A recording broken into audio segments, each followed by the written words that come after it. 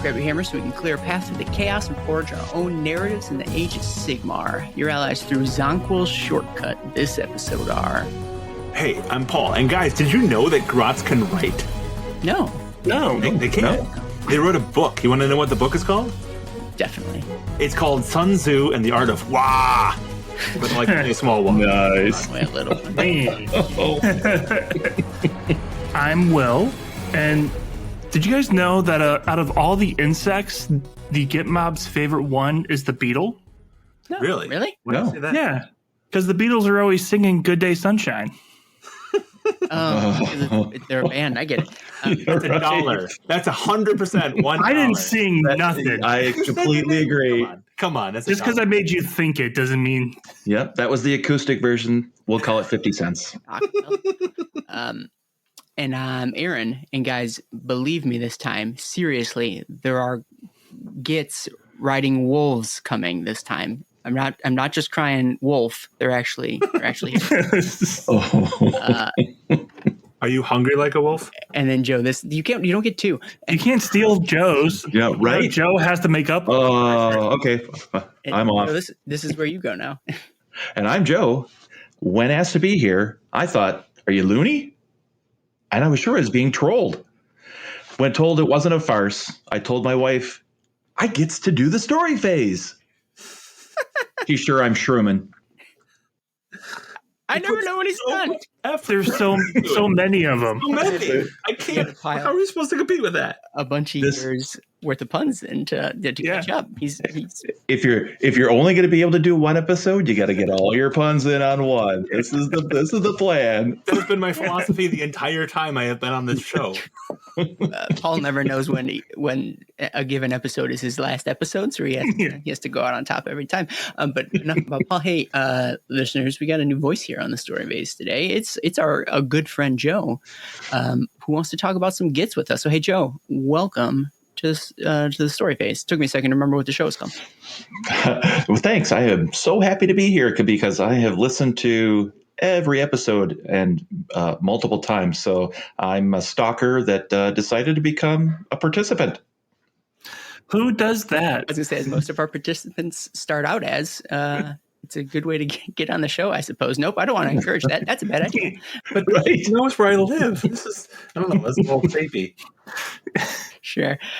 So we're real happy to have Joe here as we talk yet again, about the Gloomspite Gitz. I think the last time we talked about them was like episode 30-something in 2019, wow. which I looked up. So like 60 some odd episodes since the last time we talked about the Gitz. Has a lot happened? Probably. I don't know. But they came out with a new book and we're going to chat about it here today. I'm supposed to do my little blurb. Yeah. To that end, let me do my thing. In this episode, we covered the lore of the Gloomspite Gitz Battletome. Get ready to hear a whole lot of backstabbing, petty thievery, idol worship, and illicit substance consumption. Illicit substance consumption. And then after all that, maybe we'll have time to talk about the Grots. Boom, got it out of the way. We did it. But guys, before we do, as we always start our show, I'd love to instead hear how you guys are doing and what you've been up to in the hobby. So let's do that. Let's get that out of the way. It's been a little bit since we chatted. So let's go in the same order. Hey, Paul, A, how are you doing? I'm doing pretty well. Nice. Glad to hear it. B, what you been doing in the hobby? Well, I did finish off my Hardcover Spearhead for KO, which makes no sense. I understand those words make no sense. I don't understand any of that. But I did it, and it's done, and I'm super excited about it. And also, I painted Drogs. Thank you, GW, for sending us both Drogs and also the Battletome. This is a family podcast. We don't talk about drugs.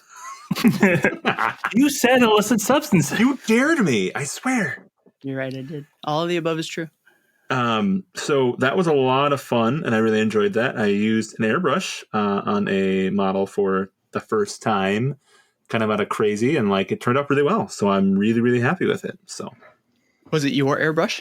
It was my airbrush. Was it new? Is that a new thing for you? I purchased it in the summer and ended up through other purposes using it for about 100 hours. So I kind of got to practice in it to learn how to use it, basically. And this was the first time that I was like, this is what I want to do.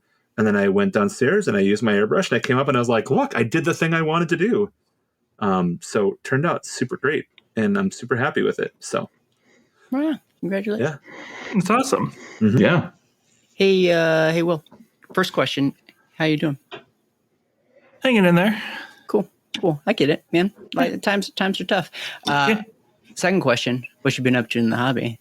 I have been working on the Grand Hobgrot army, like I promised I would at Sigmarinalia. Mm-hmm. I mean, I haven't painted anything, but I've been building out my force for our new Path to Glory campaign that's going to be launching locally. And as part of that, I've built a bunch of Git Mob. I've got 2 chariots, which thank you to GW for sending us, and then added some more of the previous Snarl things that came out last edition. And giving them Hobgrot heads and adding them to the Legion. Nice. Very cool. You were a man of your word. I believed you when you said you were going to work on them at the Sigmar. I didn't. Because you can't lie during the Sigmarinalia. That's the rule of Sigmarinalia. And so I'm glad to see you sticking to it. It's very, very New Year's resolution-esque, even if that's not how you intended it. So. Right. And getting going in January, that's pretty impressive. Sure. It's hard to get out of bed sometimes. So. Right. Exactly. Well, I mean, I need to start painting now because at the rate I paint, I may be done by next January. I hear you have somebody in the house that will make sure that you get done by Adepticon. Well, I mean, we'll see. I mean, Adepticon's not happening. I'll tell you that much. Right on. I'm going to skip myself and I'm going to go over to Joe. Hey, Joe, first question. How you doing? I'm doing well. Nice. Oh, great. That picked me up a little bit better. You should talk to Will. Maybe cheer him up. That dude. Always save the happy person for last, right? Sure, of course. And then, hey, what you been doing in the hobby recently, long term? It's your first foray, so I want you to pick the thing you're most proud of in recent memory and tell me about it, or what you've been doing most recently. You pick, I guess. I'm going to go with 2 here. Okay. The first one is going to be last year. At the beginning of the year, I set myself a goal of trying to get an inventory done for everything that I have, because I have the tendency to go to the store and go, oh, I don't have that. Buy it, get home and go, oh, great. Now I have 3. So not even 2, but 3. Not even 2, but 3. Yeah. Mm-hmm. So I set myself a goal of completing that inventory by the end of the year. And by golly, 3:00 in the afternoon on December 31st, I completed the inventory. Attaboy. He did it. Right under the gun. Sure. Can you do and then mine next? I can do yours. You already have yours done. I used a spreadsheet. My understanding is that you are not using a spreadsheet to track yours stuff, but it's gotten. I've stopped paying it. I need to circle back up. Frankly, starting is more fun than finishing it, and so I start pretty regularly. But this isn't my update. You keep going. As far as the hobby itself, I am actually for the first time playing in the teams event at Adepticon this year. So the team I am playing with is doing Skaven. So I have been taking the Will approach because I am a very, very slow builder and painter. I figured I better get going on it right away, so to give me enough time to be able to get all that work done. So 80 clan rats are all built and based, and Woof. Now it's on to the painting. That's so many. It is. It doesn't have to be in the show if you don't want it to be in the show, but who's on your team? I'm curious. I am actually playing with Curtis Pell, Tom McClure, and Jeff Tupper, who we lovingly call Tup.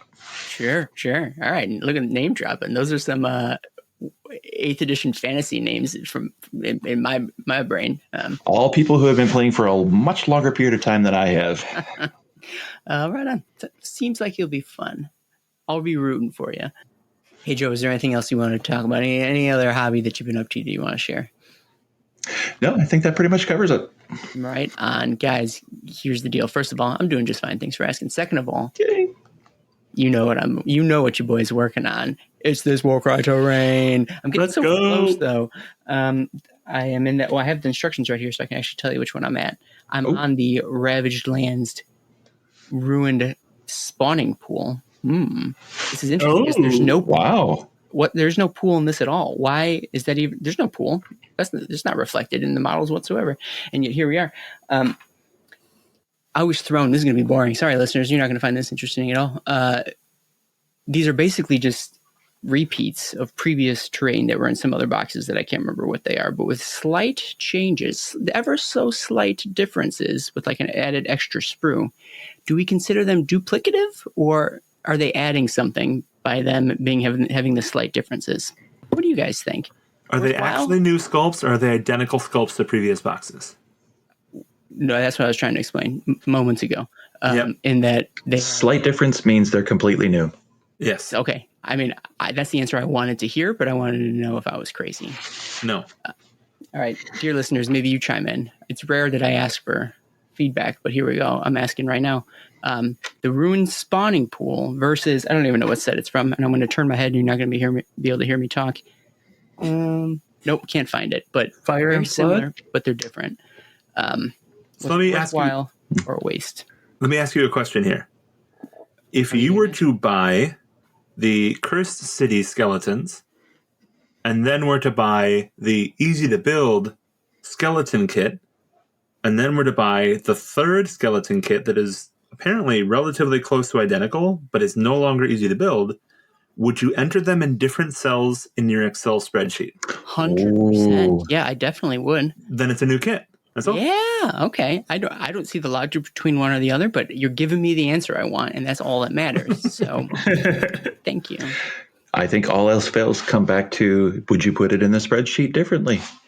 And if you answer that yes, then Probably would. Man, GW's got my number, mainly because I keep mailing it to them. I keep putting it into the web shop. Yep, exactly right.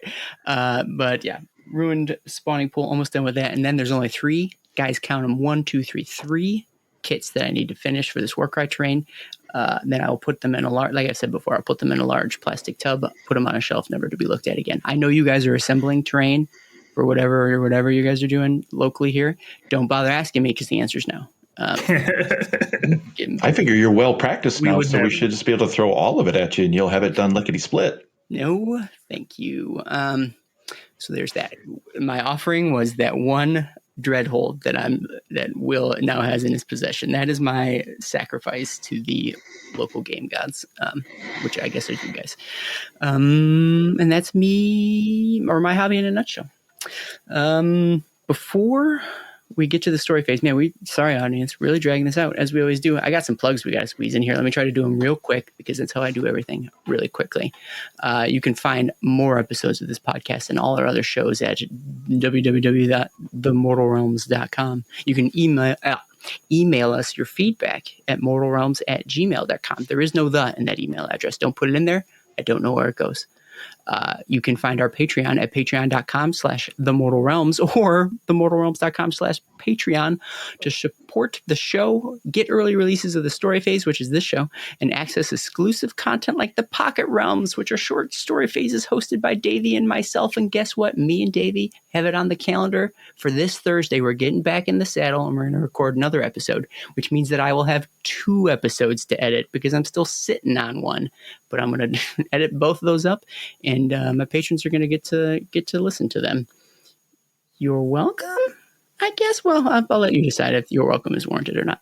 And then also we still got Warhammer Bros hosted by Paven, which was his attempt to get his brother into 40K. I think it failed. I think we can safely say that's was an unsuccessful attempt, but it could be fun. The ride.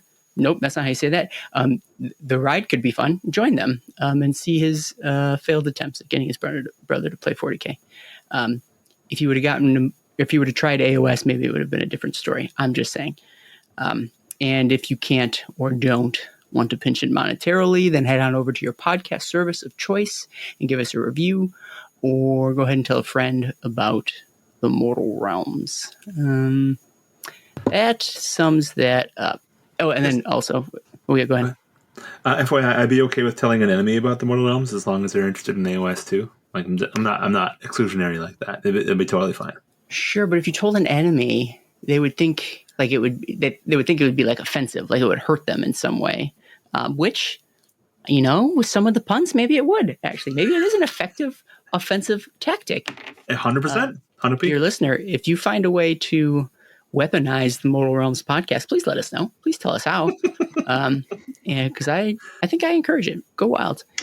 I think if you want to weaponize a piece of the AOS, I think you give them that Chaos Dreadfort that you handed over to Will and go, here you go, because that's going to rip up somebody's hands. I have cut myself on it for sure. Yeah.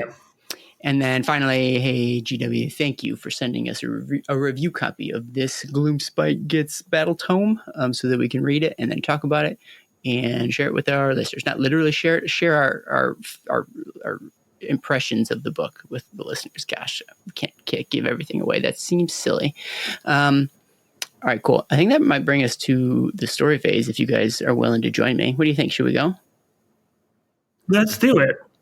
Such like Jinx. a kid's cartoon thing to do, right? Like a kid's show. Hey, Yeah. kids, you want to go? All right, you got to say the magic words. And in this case, the magic words is Paul saying his thing. Then he says, The story phase. yep. In the story phase, we delve into the stories, characters, creatures, and environments of the 9 realms. It's a very long magic phrase, but it gets the job done. That's what Yeah. Um, We've entered the story phase. we've entered. Before was not the story phase. Now this is the story phase. So, as with most of our, I don't know, second or even third renditions of our Battletome reviews, I think we're going to focus this Gloomspite chat about the new stuff in the Battletome. So we probably won't cover all of the historical stuff that we probably did in previous episodes or things that came before this.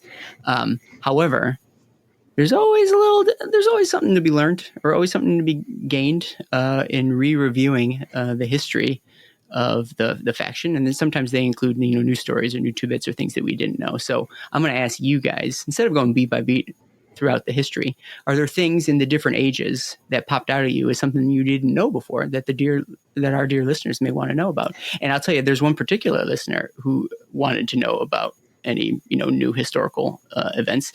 Patron of the show, Celtic, also known I think that's pronounced Celtic. Celtic. I'm sorry, my mistake. Yeah, Celtic. Yeah, Sounds like a real cool dude. God, that guy Right? just has so many questions. It's a this weird sounds like feeling. royalty to me. Sure. Yeah. He was so curious, he forced himself onto an episode. Hey, listeners, it's Joe. That's who asked this question before he knew he was on the show. So, Joe, do you want to ask your question? You've got us here. Nobody ever gets this opportunity. So, do you want to lay it on us? I would love to, but I actually want to go back and go.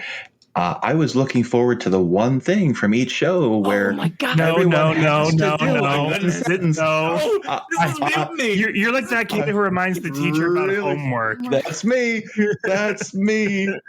I was sitting there hoping Aaron was going to forget. It's Again, guys.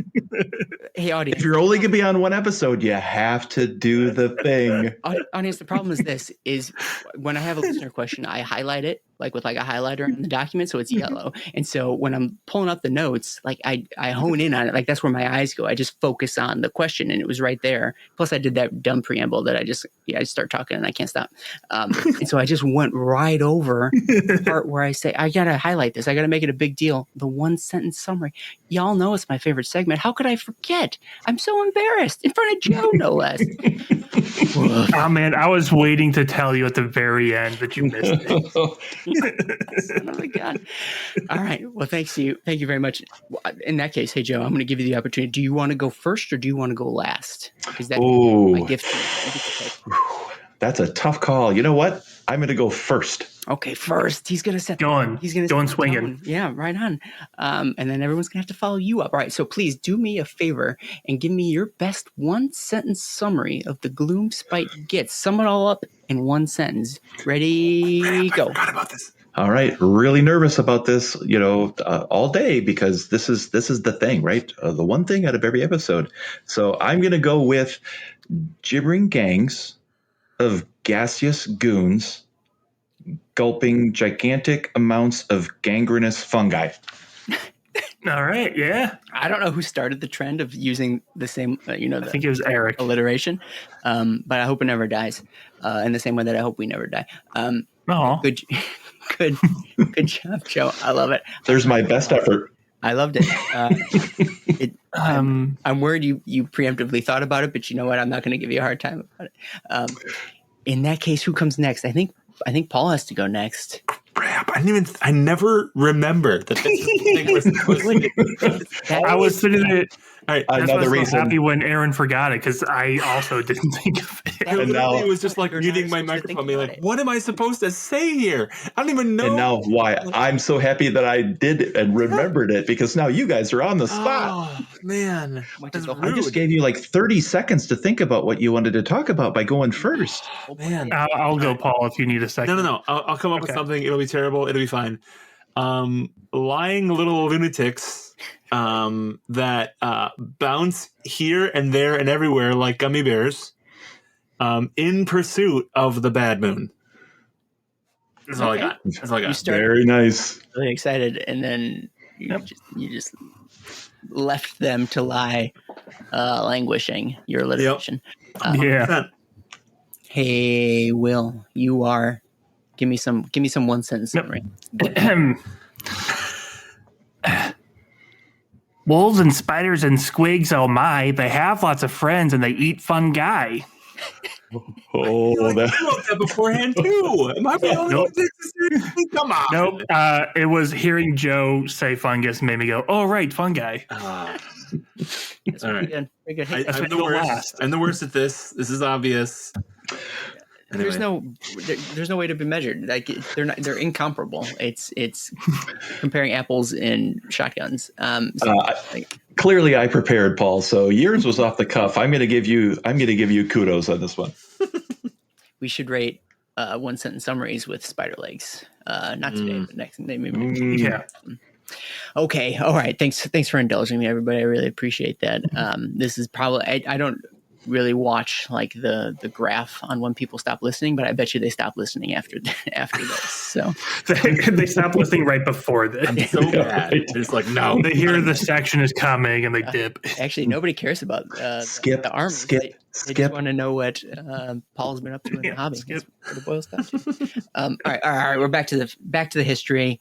Yada yada yada. Same preamble I give before. Joe asked a question. Hey Joe, do you want to ask it? You have a captive audience, which is us, and also the audience, I guess. Ask away. All right. My question was, what, if any, changes or additions were made between the two Battletomes, since we have done now 3rd edition and are doing 4th edition? Yeah, right on. Well, I'll tell you what. I'm not going to specifically answer the question, but rather we'll go through the history and try to highlight any changes or new things that may have come up historically. Yeah. Anyways, so let's start at the beginning. It's a very good place to start. Hey, Paul, it's been a while since I made that goof. Anyways, Age of Myth. From an overview perspective, did we learn anything sort of broadly about the history of the Gitz that we didn't know before? And then let's tackle that, and then after that, I'll ask it: were there any stories from back then that you guys found particularly interesting? So Age of Myth, what's new? Well, this is something that's not in one of the stories. It's something I don't specifically remember hearing before, which is that in the Age of Myth, all the Grots were kind of together. I don't remember reading that before. That was one part. Yeah, I agree. Yeah. So there was, we've got the Sunsealer Gitz, we've got the Spiderfang Gitz, we've got the Moon Clan Gitz, but there's a heavy implication in one of the parts that they all were just kind of roaming the realms individually together, right? So like they were all just kind of going around doing crazy things in the Age of Myth. And then at some point, something happened, which is, I'm not saying that as in, I can't remember what specifically they said. It literally is something happened. Yeah. I kind of love that. I don't want that to happen every time. That can be boring if you do it too many times. But the fact that literally at some point something happened and then they split into these 3 different factions, I kind of love that because that makes sense for me as a Grot.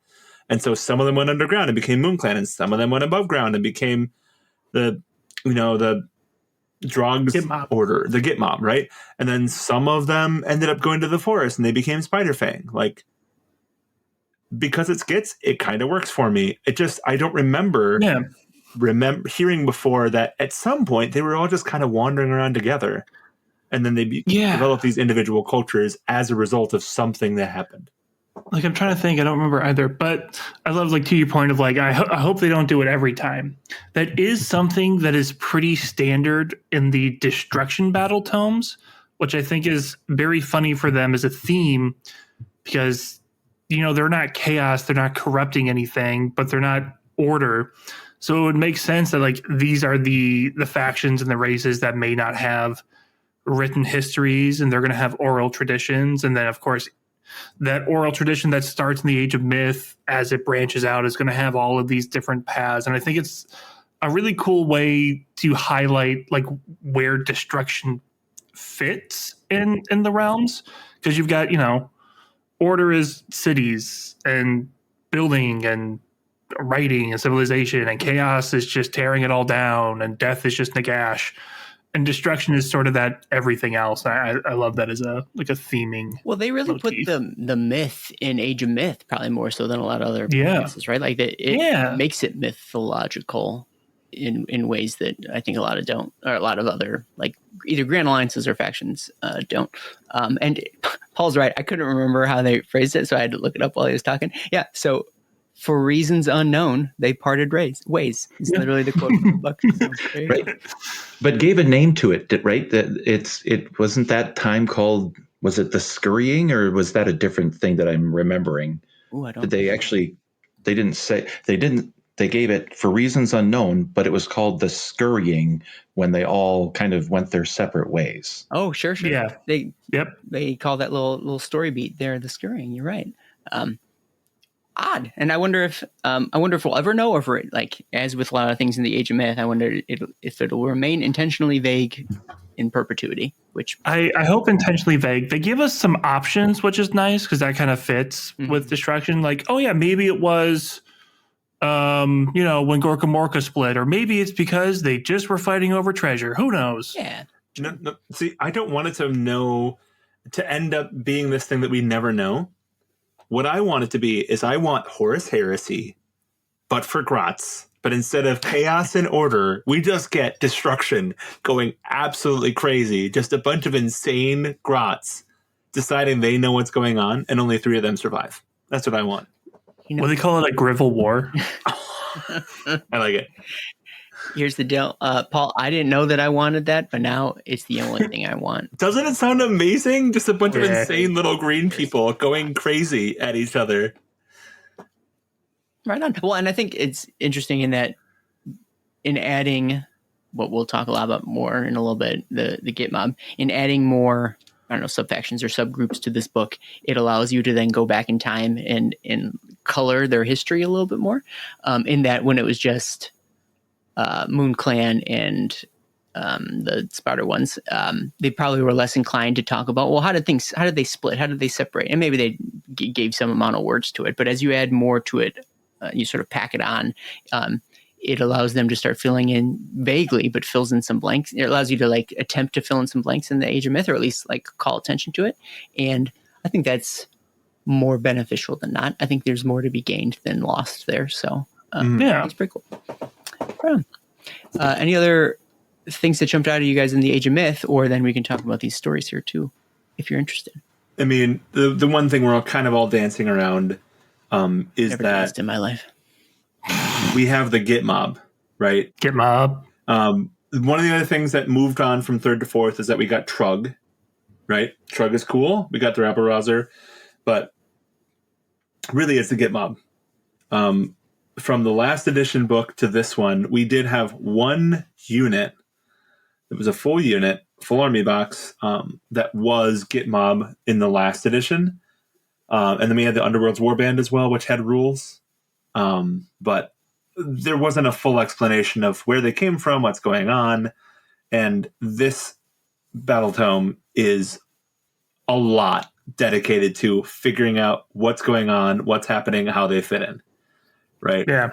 So, what is fun, Paul, because they haven't made any announcements, but of course this episode is coming out after the release, so people will know. You mentioned the Underworld's Warband. Well, it's now back as just a regular unit in the army. Well, I would argue it's not a regular unit. Not that you're wrong, because you are absolutely correct, but it is a abnormal unit. Well, okay, I really enjoy about it, right? It's a hero and a retinue. Yes. It's something that we haven't gotten. And then that's a really cool way of facilitating that, right?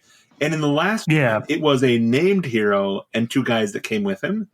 And in this Battletome, it is a non-named hero and 2 guys that come with him. So, but this seems to be the path that they're kind of taking, right? This seems to be the path that we're taking with a lot of the Underworld's warbands. That it used to be that they were named and then they're hirelings or henchlings, but now as we're moving into the new edition, it seems like we're getting these Underworld's bands back. But as Will stated, it's a standard unit, one that you can have more of, rather than just this one unique unit. Yeah, and I think I like that from a narrative standpoint, because it allows me to tell my own story with those specific ones, rather than having to weave in a named hero's unit. Yeah, I do think it's wild that we see the return of the old Underworld's warband, but we don't see anything about the new Gloomspite Underworld's warband in this book. Well, yeah, very true. Also, we lost an Underworld's warband in this book. Yes. We got 2. One of them is a named character. One of them is a non-named character, and we lost a third. And there's a 4th. That's not a question for you guys. Were these Underworld's war bands, were they like Age of Myth Underworld's war bands? What do you mean? Now I need you to focus up. Back to the topic at hand. Back on topic. Yeah. Oh, yeah. Okay. Yeah. So, any other Age of Myth changes or additions or things that we learned from back then, or did either of these stories catch your guys's? See how smooth that was, man. I'm smooth. That was very smooth. He's a good squig herder. I've been chastised. No, it's fine. I gotta let you all get your words in. So it's not any one person. Yeah. You all joined in. So I collectively crack that whip. He waited until we all fell for the trap. Yep. Right. So that he can edit it all out later. Yeah. Cutting room. There's, other than that, there's not a whole lot. Like it talks about Boing God, but that's nothing new. It's just a cool story about squigs. All squig stories are cool stories. This is true.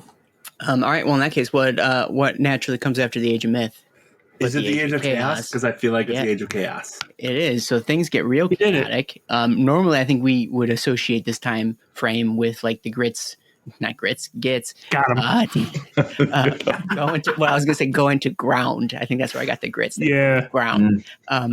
Which is only, I think, part of this story now, as again, the army has expanded a little bit. So we're used to them going underground, kicking it with their Troggoth buddies, or fleeing to the forest so they can hang out with their spider buddies. But that's not all. What additional, hidey places were the Gitz able to make use of? Well, question. The void. This is kind of a new thing. So we have Zignax Clobberin. Talk about making it hard to pronounce. I love this. Right. I love this because it's so nobody would ever write this into their history. This makes no sense whatsoever, right? Nobody would be like, I don't remember anything about the Age of Myth. I don't remember anything about the Age of Chaos. But that one time that Zignax got absolutely pulped, I remember that. And you know who he got pulped by? Corgus Cole. Because Corgus Cole, he's a pretty good guy, right? And then Corgus Cole goes on to a moon, but then the bad moon just disappears. Yeah, imagine watching your warlord getting beaten to death by someone's bare hands so badly that the moon itself turns around and just floats away. I don't want this anymore. The chaos can have it. Yeah. Plus, let's be honest, right? He didn't take Zignax's skull and be like, Corgus Quoll says I offer this to Cor. And he's probably just like, who is this idiot who just like showed up in front of me? I'm like, I can't offer this to Cor. And it's just like this stupid idiot who wandered into my field of vision. One of the new things we saw that is honestly hilarious to me is the new Git mobs. They actually hid in Hish for a long time. There you go. And the reason they were able to survive is because they had nothing to do with chaos invading Hish. It was all the elves' fault. Mm-hmm. And so, like, they would sometimes see the Slaneshi demons, like, roving around and think to themselves, well, that's weird. But really, it was just chaos just attacking elves left and right, and the Gits just kind of doing their own thing. So we're just kind of hiding out here in plain sight. Yeah. Grots are pure as the driven snow, and chaos cannot corrupt them. Elves, however, Exactly. idiots. Their souls are foul. Yeah, so a lot of Gits in Hish at this time, but then in addition, I think they spent some time talking about how they also sort of fled to their dens as well, in similar to how the Moon Clan are living underground. The Git mob, in the same way that wolves live in dens, I guess, like still have, I don't know, their homes, right? And it's still a place to like hide away, though I imagine they're not as deep and as, isolating as the Git holes that we're used to seeing, but also an option as well. So you got a couple. If you're a goblin, you got a couple choices. I'm sorry, if you're a grot, oof, my bad. Yeah, well, I don't know what a goblin is. Oh boy. Faux pas. Not gonna edit that one out. Cool. So any other, I don't know, changes to the Age of Chaos, things that we learned about in the Age of Chaos? Did it change your perspective at all? I think it really just was, we basically hid for 500 years. And oh, by the way, the one time we came out, somebody smashed us to a pulp. And okay, that's all we did. It scared the moon so bad that it had to run away. Yeah. Is that he comes out. Is it safe yet? Bam, bam, bam, bam, bam. Nope. Not yet. So all right. Go ahead. the only quick thing is that they used an amazing piece of art that they used from one of those Battle Force boxes where they had Wood Elves versus Night Goblins. It's on my wall. Yeah. And there was a super sweet lore bit about how there was a mirror that had the light of Hish that made them more intelligent, for the Sylvaneth, that is.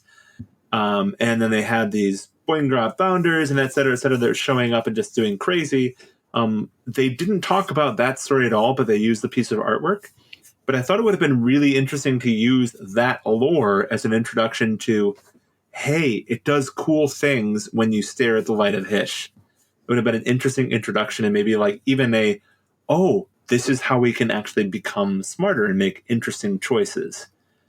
So I was a little disappointed that they used the beautiful artwork but not use any of the lore from that battle box that we got way back in the day. No. All right, and with that comes everyone's age. Well, I don't know if it's everybody's. My favorite age, personally, the Age of Sigmar. Yeah. And because of that, obviously, Sigmar strikes back against chaos, and it seems to brings all that. Sigmar's milkshake brings everybody to the yard, and the Grots see this as an opportunity to, spill from their hidey holes, whatever those hidey holes may be, and join the fray. But what jumped out at me, and maybe I just never noticed it or never put two and two together, was I think the way this book describes it is that it wasn't until Snazgar Stink Mullet is part of like the second edition, like a push against Nagash. It wasn't until like he rolled up and like the goblins really Grots really took the field en masse. It was that brought the Bad Moon like back into the fray. Like it wasn't around this whole time.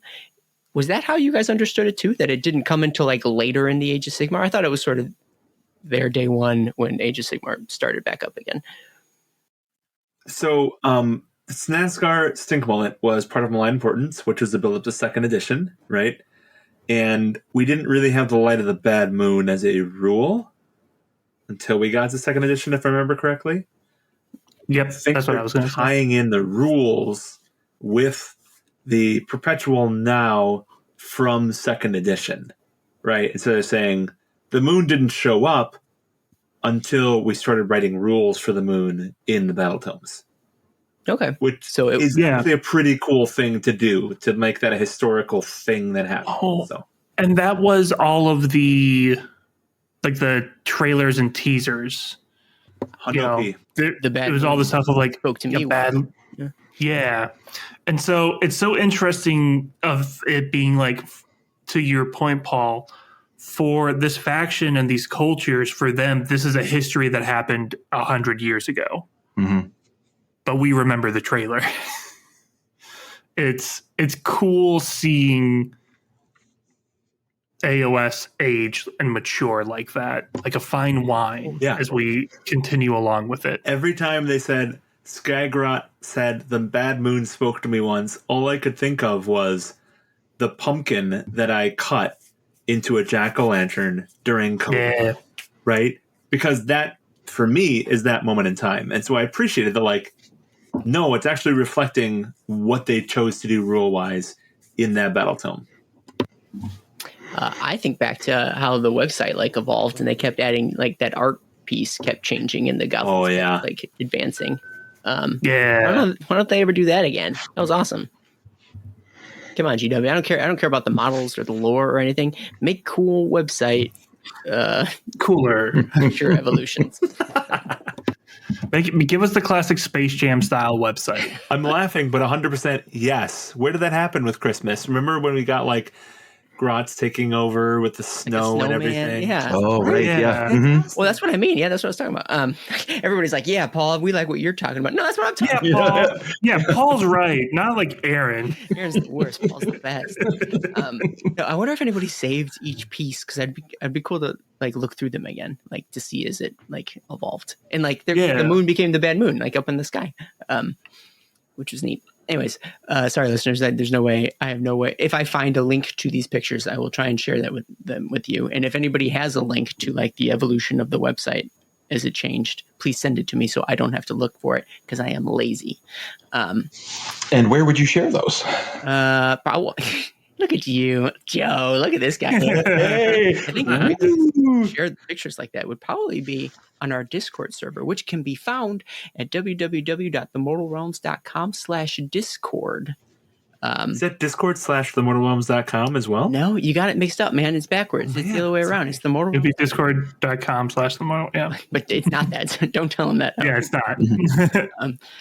mortalrealms.com/discord. Hang out. Every Nitro Boost one more time. All of us hang out, and we're all best friends now. And I tell you what, you hang out there long enough, maybe you get to be on the show, like Joe. Right? It works. Yeah, it works. Okay, so what else have we learned about the Age of Sigmar? Any so traditions? Anything? If we're talking about early Age of Sigmar, pre Soul Wars, pre anything like that, during this period of time, there was a single Grot who went by the name of Drogs the Sun Champa. He starts conquering a bit of land in Hish, but specifically around a realm gate, and they called it Zonquil's Shortcut. But of course, Grots don't live very long, so Drog probably died of old age at some point. That tracks. That makes sense. Yeah. Okay. Anyways. I have to disagree. You said a single Grot, but it's a single Grot and a Snarlfang, right? And a Snarlfang, right? Yeah, but like why would the Snarlfang be important? I was going to say, I'm making a point that there was a Snarlfang. Moving on. All right, check out Snarlfang. Oh, is that it? Is there more to... Yeah, that's it. Okay. No more harassing Paul. Gotcha. All right, very neat. So that guy sounds cool. You lie. That's going to be more harassment of me going on the rest of this episode. In fact, him saying there would be no more harassment is kind of, in a way, its own harassment. Yes, it was. That was the intention. Come on, gaslighted. Yeah. Neither of those are correct. No, gaslight was right. Well, I mean, not. Okay, this is a different thing, but the way that gaslighting has been co-opted to not mean what it actually means. Travesty is what it is. Anyways, okay. What else? Keep it going. What other Age of Sigmar stuff popped out at y'all? Well, so that's when we start getting to the special events, such as the Soul Wars and time of tribulations ends up happening. Which is crazy because, like, it had been decades between the Realmgate Wars and then the Soul Wars. But that's when Drogs the Sun Champa has to leave Hish. Oh, no. It's crazy that he's still around. Okay. Yeah. That doesn't make sense. So he should have been dead by now. Yeah, it's weird. Right? Many times over. But it's when the ghouls start taking over Hish, which is so neat because I think it was Broken Realms that established the ghouls hiding in the mountains of Hish, and they're just reinforcing that lore. So, like, there is essentially a map campaign going on in Hish right now where you've got Slaanesh, Lumineth, and ghouls, and now they just added a fourth faction with the Git Mob, all kind of fighting in the same geographical space, which is neat. I like that there's like a themed battleground, and there's one faction for each Grand Alliance, and they're all kind of duking it out for the same stuff. But hey, Will, I feel like there was a whole storyline where we were just in that part of Hish, and we didn't hear anything about the Snarl things. Wasn't that true? That's crazy. Yeah, well, what's crazy about that, Paul, is because during the Soul Wars, the ghouls came out and the Git Mobs were like, nope. And they went through Zonquil's shortcut to go back to Akshi, because it's a realm gate between the two. 100%. I love that. It's a great, it's not a retcon. It's nope, they just were like, no, this doesn't sound like a great idea. We're not going to win this. We're just going to go run to a different realm right now. Well, and I love it because so often when we get a new army or a new faction or whatever, they need to explain where were they in the Age of Myth, where were they hiding, and then why are they back now? And for the Git Mob, they're like, no, they've always been around. They've only been hiding for that short period of time post Soul Wars, but they've been around before then. You just haven't been paying attention. It's on you. So. Yeah. Right. But isn't it nice that they really just, they really embrace they're basically cowards until the bad moon comes out. So it makes sense that they would just go, nope, I don't want to deal with that. Let's go hide. Yep. Just completely embracing that as part of the lore itself, so that there is no, as Paul said, there is no explanation of where did they go? Why were they not there? Well, it's because they're cowards. They went and hid. Yeah. Also, I love Zonquil Shortcut as a realm gate, because if you combine fire and light, you get the sun, which is their whole thing. And it's a cool combination of like those realms to create what is it? Like the motif for the faction. I've been saying motif a lot. Well, and it's neat to find the shared, like the commonality between the two realms, right? Like in the Venn diagram of those two realms, where do they overlap? And sun seems to be the prime one. I have a hard time even thinking of other examples really besides sun. So yeah, that tracks. However, and I don't know the best time to bring this up. Maybe I should wait to the end. So maybe I won't dive too deep into it. Am I the one who didn't like the fact that they like boogied on over to Akshi and like that's their home base right now? Is it just me? No, it is not just you. So I'm okay with it for one reason, and it's because even though all the major stories happening in Akshi, and they are in Akshi, they actually care more about getting back to Hish now. Yeah. The story isn't about the Git Mob. They're in Akshi now, and they're going to conquer their lands. They're like, no, okay, we've been hiding enough. We're going to go back to Hish, and that's going to be our quest. So it's a little trite, and we've talked about that, especially with Dawnbringers, of like, okay, how did this person who was in this realm just show up in Akshi for some reason? But I like that that's not their goal, so to speak. Sure. I guess that is a slight saving grace. It doesn't save it completely for me, but I there are some considerations, and so I will concede that point for sure. But seriously, actually, of all the places, right. Since we're talking about the Broken Realms, I want to bring up a little tiny lore bit that I really appreciated. He's doing it. Which is the first little story that we have brings up a character called Imoda Barris' daughter. This is one of those things that I love that GW does. Like, absolutely adore it. So Imoda Barris' daughter is a name character that we first heard about in the Broken Realms series. Right? And she was just like a geomancer, like some smaller, lower form of officer. But there is a little story about her being attacked by Moon Clan, right? So little nothing, throwaway tale that narratively just describes how the Moon Clan can actually provide themselves as a threat to the KO. But one word changes it so much for me, because instead of what she was before, which was an etheric navigator, if I'm not mistaken, she's now an admiral in charge of a bunch of different fleets. If you've been listening to the episodes for a while, you know I love when they take a character that has no model, no real lore besides a name, and then they allow character progression for that character. I converted up an Emoda Barris daughter as soon as I heard that the character existed, and I love the fact that her character is now an admiral. I love that they actually make that stuff happen. Yeah. So I think it might actually it may have happened in a White Dwarf about a year ago. Yep. Because there's a White Dwarf story. It had to have been at least a year ago, because it was about how she was flying underground. As you do. Yeah. That's right. As one does. Yeah, of course.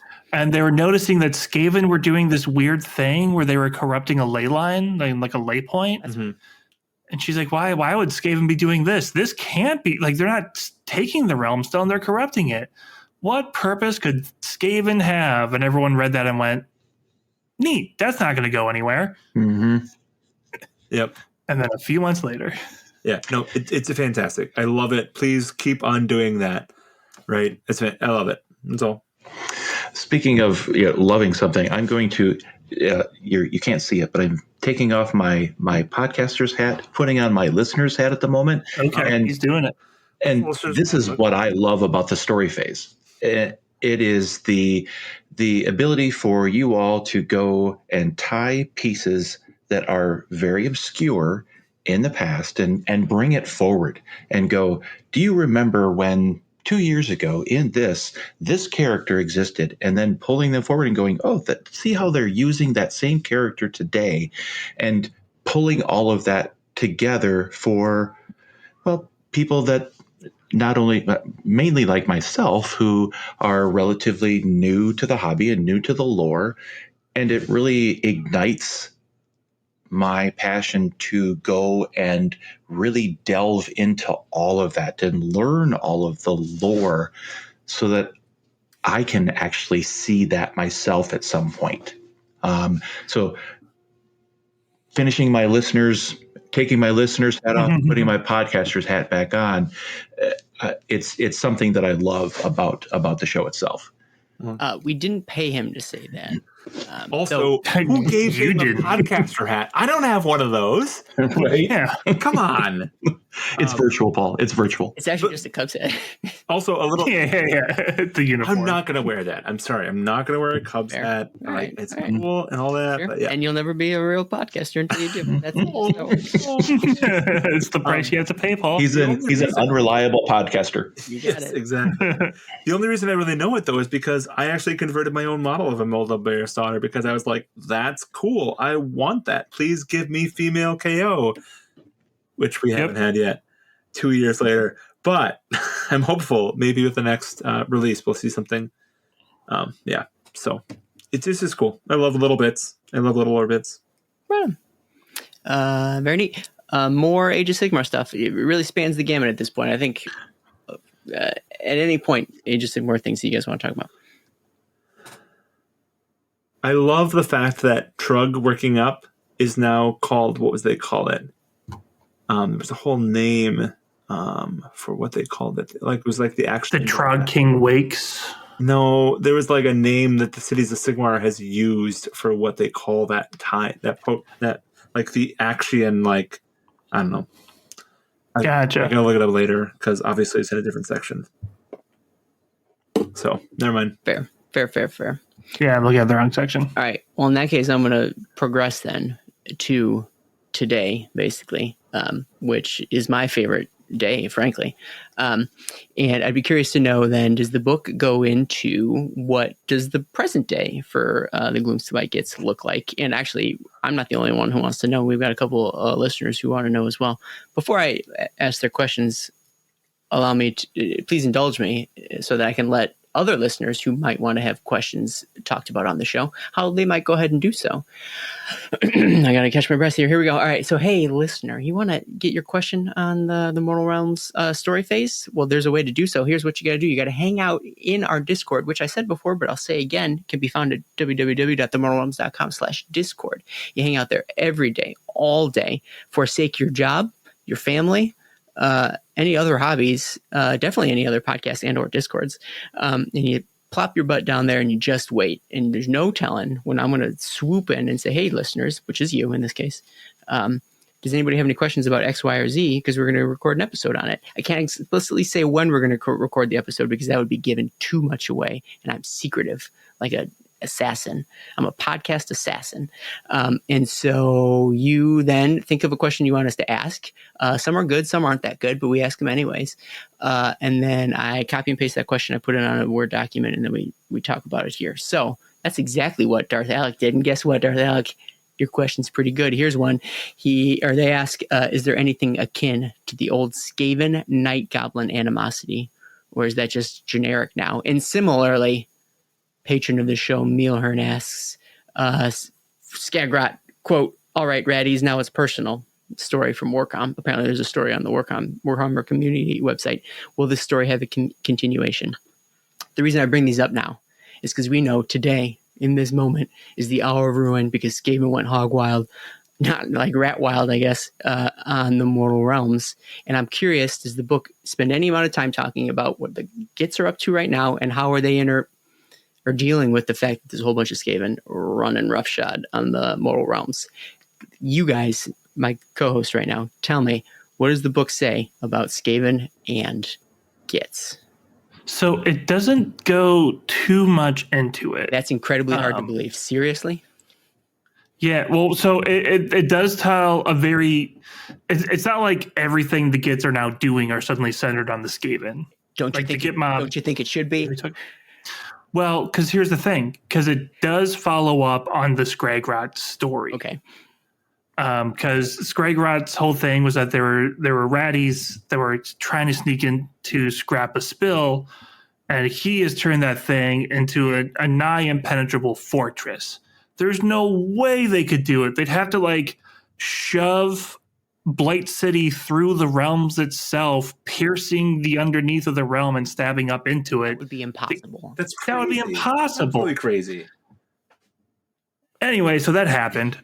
So Scrap a Spill is definitely like under siege. Like the defenses are kind of torn down, and Skagrot is just trying to hold them off, which is it's cool. You think of the Gloomspite and how deep they go beneath the earth. That is quite literally the last direction they thought they were going to get attacked from is from below. And there they go. And there they are.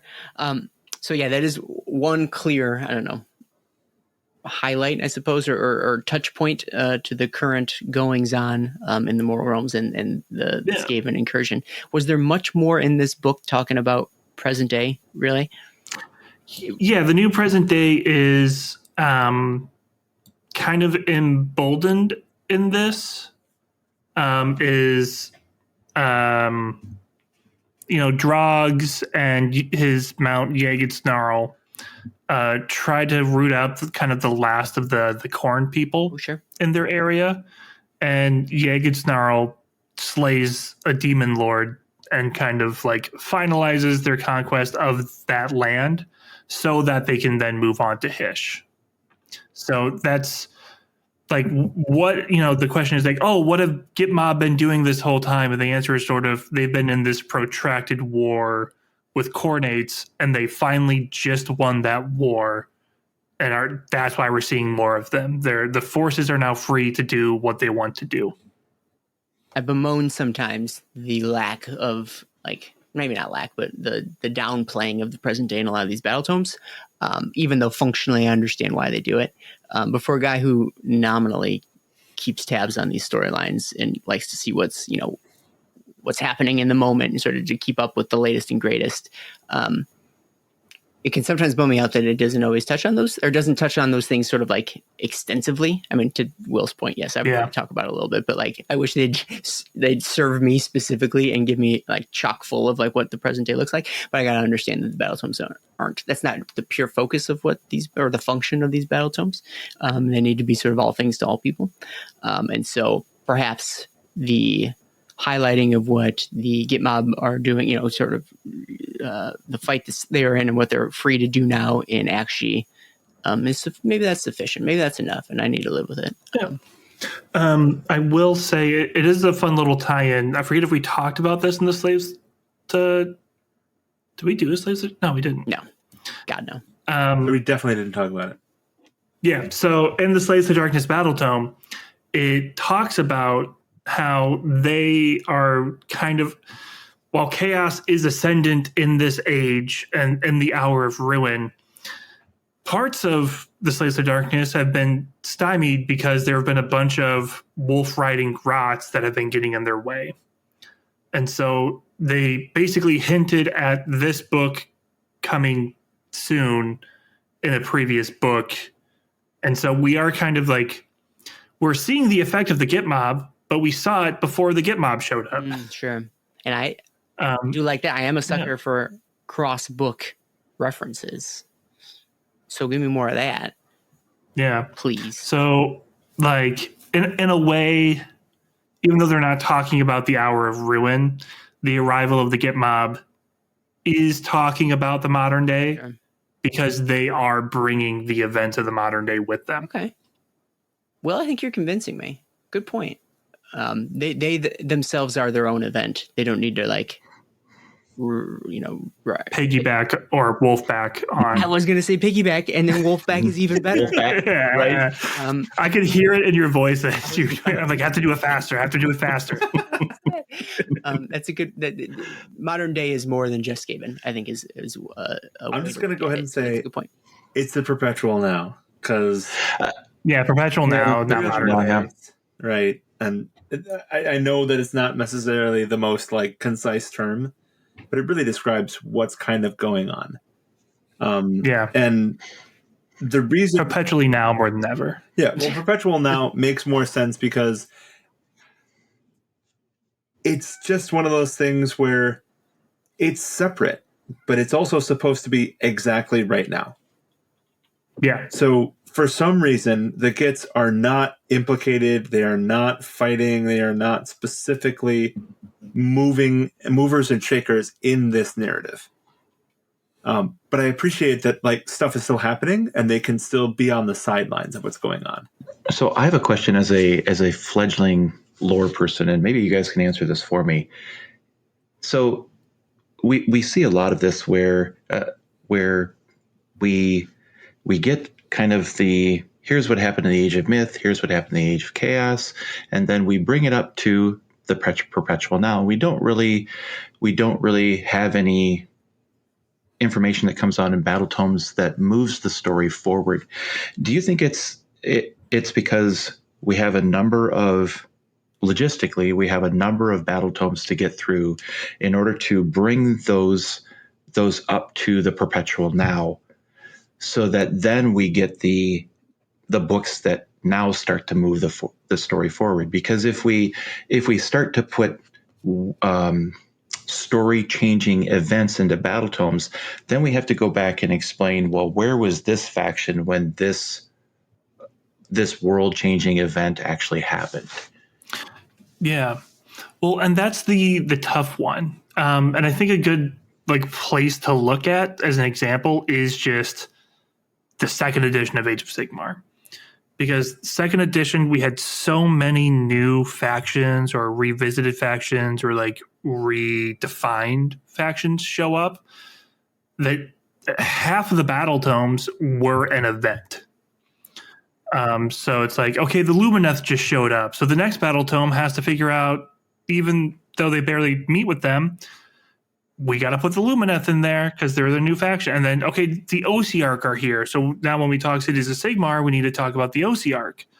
And there was a lot more of that in second edition. And then, which is why I think we've kind of harped on why third edition, the Perpetual now, felt more disappointing. Because like, oh, what new lore is here? And it was, yeah, in the era of beasts, the animals were more angry. Okay. So the bestial it's a tough one. in Gur were even more bestial. I think we're gonna see more factions that, like, we see it with Gitmob. We saw the Soulblight preview where they're gonna get more skeletons. I think the battle tomes that don't have as much going on are just going to reference those things more, but they themselves aren't gonna like that stuff. But like I said before, the Gitmob showing up is sort of an event. Yeah. And I'm being convinced. Okay. Of it. Yeah. And I think maybe to the question you were asking, Joe, as well. I don't think the battle tomes are ever going to function. Like, it's purely not the function of a battle tome to be moving the story forward. I say this all the time, and I know I'm repeating myself when I say it over and over again, but it's not meant to do so. If they did move the story forward, it would then require people who are trying to follow the story to buy a bunch of battle tomes that they weren't going to buy otherwise, which admittedly GW maybe wants, but like it probably would leave a sour taste in a lot of people's mouth to be like, all right, well, if I want to stay current, I got to buy all these books for armies that I'm never going to play. That doesn't feel great.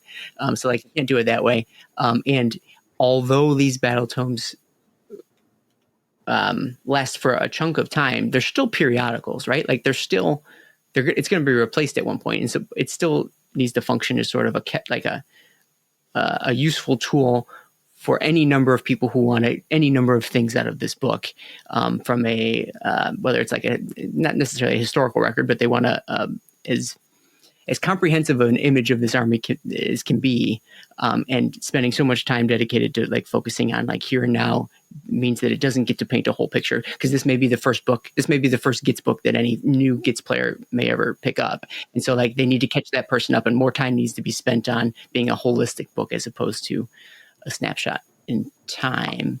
Which like we're not going to talk about it in this episode because we talked about it in the past, but there's all that information on who Scragrod is and Kragnos and what he means to the Gloomspite and where the Spider Fang and the Moon, like all that is still here.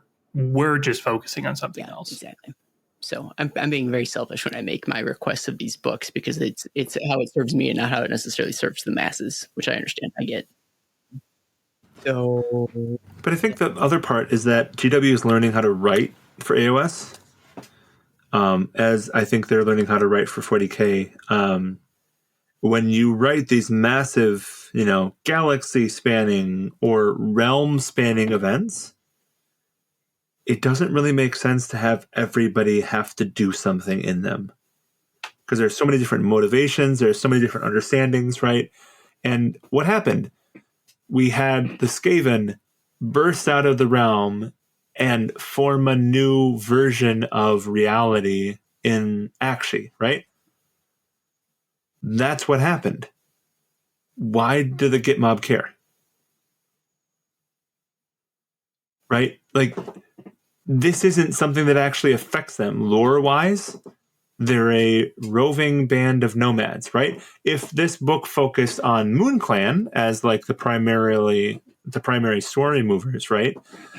Then maybe there'd be something about how all these MoonClan just disappeared and their tunnels disappeared, right? Like, or if they were going to focus on Spiderfang, about like how this stuff disappears. As if. I know, right? If they were ever going to focus on Spiderfang. But the truth of the matter is that wouldn't be really a compelling story, right? And the compelling story is actually the arrival of the Gitmob.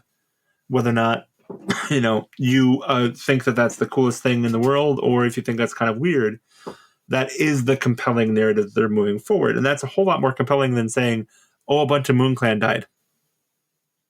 Oh, a bunch of Spiderfang died, right? And it allows them to tell the story that's happening in this space without having to ignore everything else going on. And I think that's actually a much better way of writing about the realms, is allowing some forces to be isolated from what's going on and allowing some forces to react to it.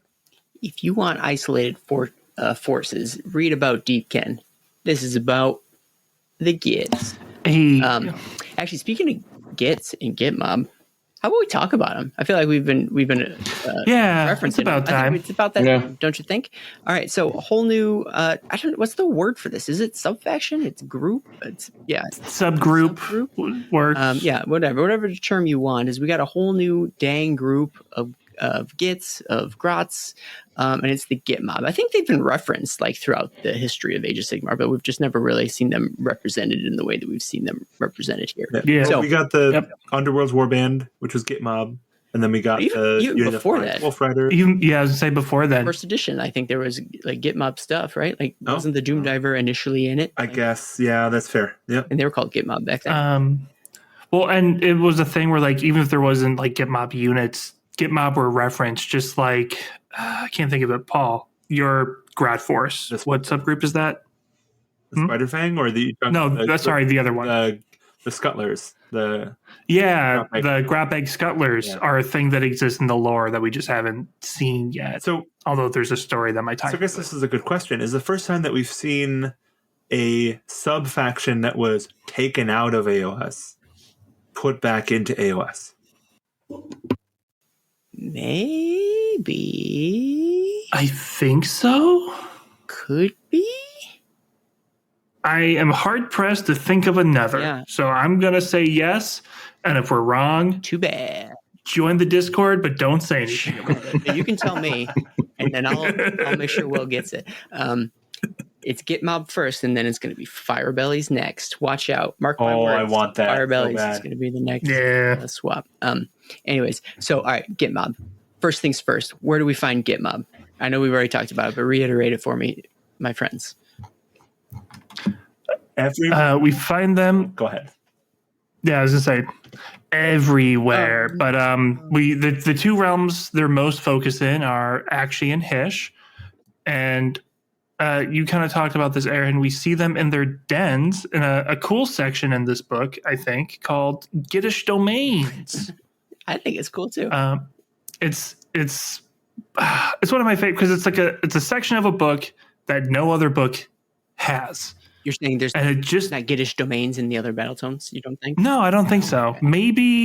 Maybe KO, but yeah, it breaks down like what their cities and settlements are like, which is super cool, and it describes the Gittish domain for the Gitmob, and it calls them Gitmob dens. And basically, the Gitmob have two places they care about: the caves that they sleep in, but they're not too deep because they need to see the sunrise so they can go chase it.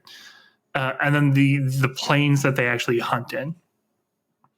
And then in their dens, they keep all the shiny gubbins that they collect because they're cool. Yeah, one thing to talk about, the cool thing about the Gitmob is they found a way to harness the light of Hish. And by harness, I mean to steal? I think steal. Absorb? Steel makes more sense to me. Yeah. They absorb light in their weapons and then use it as a weapon. It's kind of like how in real life there are some people who are worried that like our solar panels are slowly draining the sun and that like our turbines are slowly like slowing down the wind. But in this case, they well, at least they think they are. The Gitz think that they're actually draining Hish's power by absorbing the weapons. And honestly, for all we know, they are. I guess I don't have enough information to refute it, so it could be true. Is this the first reference that we've had to Glareface Frazzlegit? Good question. Don't remember. No. It's also not even the first models we've had that reference him. Yeah. Okay. But can I make this fun first? Yes. All right. So we're saying that the Gitmob are the opposite of heavy metal. Light metal.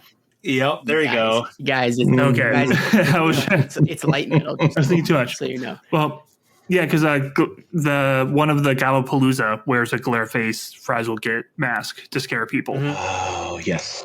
And so one of the things, and I'm just going to quick double check to see if it is a listener question. Oh, nice. Listener question from Minervis. Minervis asks, what's the relationship between sun goblins and moon goblins? And this is the interesting thing. Like we talked about with the big scurrying, they don't get along necessarily. The relationship is strained. But it is not that it is one group of goblins that worships the moon and one group of goblins that worships the sun. The Git mob hate the sun. They want to kill the sun. And by stealing the light of the sun, they hope to kill it. And that way, it will be the Everdank, because then the only light left is the light of the bad moon. And I think that's such an interesting way of doing it. They easily could have been, no, these ones worship the sun and that's it. And instead, they're like almost like the anti-heroes of Grots. Like they're taking matters into their own hands, right? Like exactly. Yeah. Hey, don't worry, Bad Moon. We got you. We're gonna assassinate your biggest enemy. Not assassinate. I mean, I guess assassinate, kind of. Yeah, a little bit. Sure. That's fun. Just to tack on real quick, Darth Alec also had asked, how did the book deal with having sun-worshipping and sun-hating Grots ostensibly in alliance? Well, it turns out they're not necessarily sun-worshipping. Please see what Will just said moments ago, Darth Alec. So, okay, yeah, that is fun. And it's also kind of what motivates why they're out and about, what they're after entirely is it's draining Hish of its power. I'm just going to repeat what Will just said. Come on, Aaron, and bring in that Everdank, if you know what I mean. So I got a question for you. I've got an answer. Is this a Grot subfaction or is this a Snarlfang subfaction? Yes. Whatever do you mean? Explain. Well, every model in this subfaction is two things: a companion and a Grot, and they're all Snarlfangs. And this is one of the things: are all the Snarlfangs intelligent, or is it just the Drog's Snarlfang? This is a listener question. I was going to say, and I apologize, I cannot see who is from right now. It's from Darth Alec, who's asking all the good questions. I'm sorry, Darth Alec. Darth Alec is asking is, you said Jagged Snarl? I'm just going to go with Jagged Snarl. I don't know. Did I say Jagged Snarl? Jagged Snarl is like, why is he Norse? I mean, maybe because Darth Alec asked the question, we can kind of like honorarily tell it. Yeah, I've been doing Duolingo and trying to get more German in, and my brain is just. We're going to go with that. Jagged Snarl. Moving swiftly forward. So Jagged Snarl is. He said it. He did. Is not the only intelligent Snarlfang to my reading of it. It is not explicit. I will say, it doesn't explicitly say. Oh, not kids read this book. The rest of them are intelligent. But what it does say is that they do have a choice, and they have to be beaten or outsmarted in order for Grots to ride them. It says that over and over throughout the faction. And I mean, like, it does really feel like the Snarlfangs are actually the smart ones, and the Grots are just kind of the ones riding them to glory. Hanging on. Yeah. Yeah, I got the same impression from reading it. I got all of them are intelligent. It's just that Jagged Snarl is much more intelligent than all of the rest. And I think they actually used the Snarlfang Alpha title to kind of delineate between those. That makes sense. I buy that. Yeah. Does anybody else have any other Snarlfang thoughts? Question for you guys. You know how it's not a debate, but like it seems as if Age of Sigmar kind of waffles back and forth between yes horses or no horses. You find that wolves are sufficiently what's the opposite of mundane? Unmundane? Non-mundane? Exotic. Oh, that's exactly. Yeah. Yeah. Got it. Yeah, bud. do you think that wolves are sufficiently exotic, or are they on the horse side of the spectrum They're a horse. as far as mounts go? They're a shaggy horse. They're smart horse. I think just being a wolf is not enough. Them being smart is almost enough, but I'm team horse. You think it's on the spectrum of mounts. The needle's leaning towards horse side. Okay. Ooh. Joe, what do you think? Joe, what do you think? Boy, I'm actually leaning the opposite direction. I'm leaning toward it really is more exotic than just a horse. And I think I lean that way because, and you're going to hate this, Aaron, but I'm thinking of it from the standpoint of if I want to create a Kit Bash bottle and I want it to be something that looks different, would I be okay actually using the wolves to create that different effect? And my answer was yes. And because I answered yes to that, you wouldn't be satisfied with a Kit Bash at all. Yeah, your trick question. I see what you're doing. Yeah, right. Yeah. So here's the thing. One thing that does make them interesting, but it's not in the models, which is why I leaned horse. They do have they're venomous yes. wolves, which is cool. No.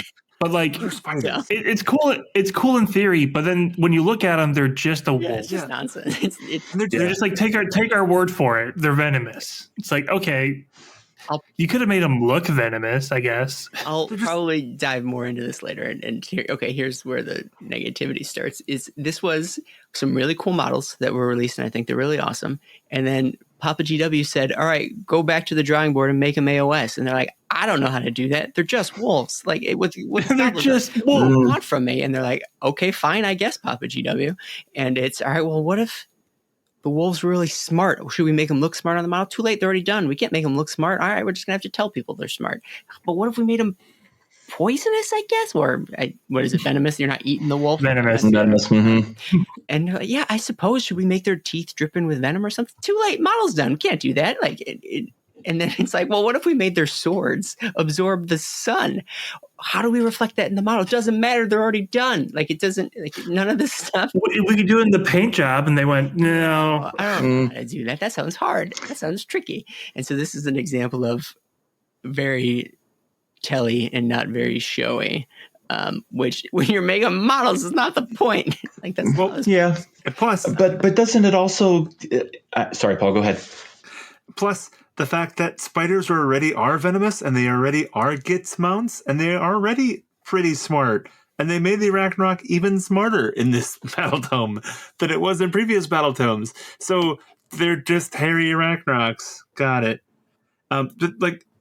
If they had 8 legs like an Arachnarok, I'd lose. Exactly. Right? Great. That would be fantastic. That would be much better in my mind if they did something Mortal Realms-y instead of something old worldy, because that's really what we're dancing around here, right?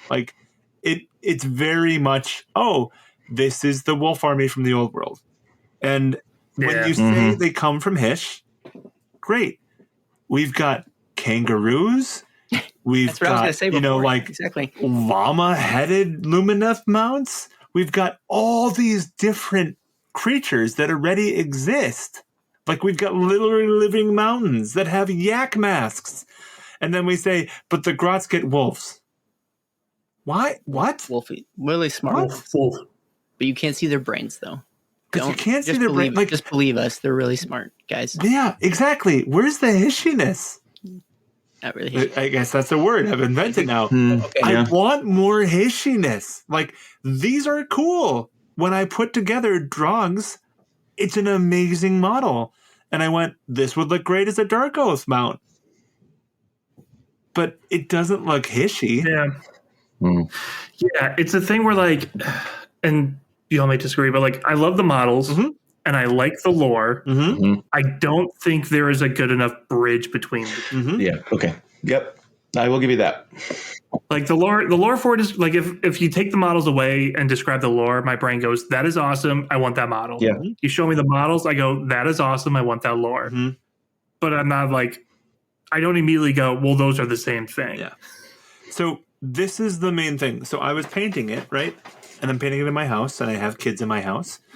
And my son, who is 12, has read probably more Age of Sigmar lore than anybody else that's not on this podcast.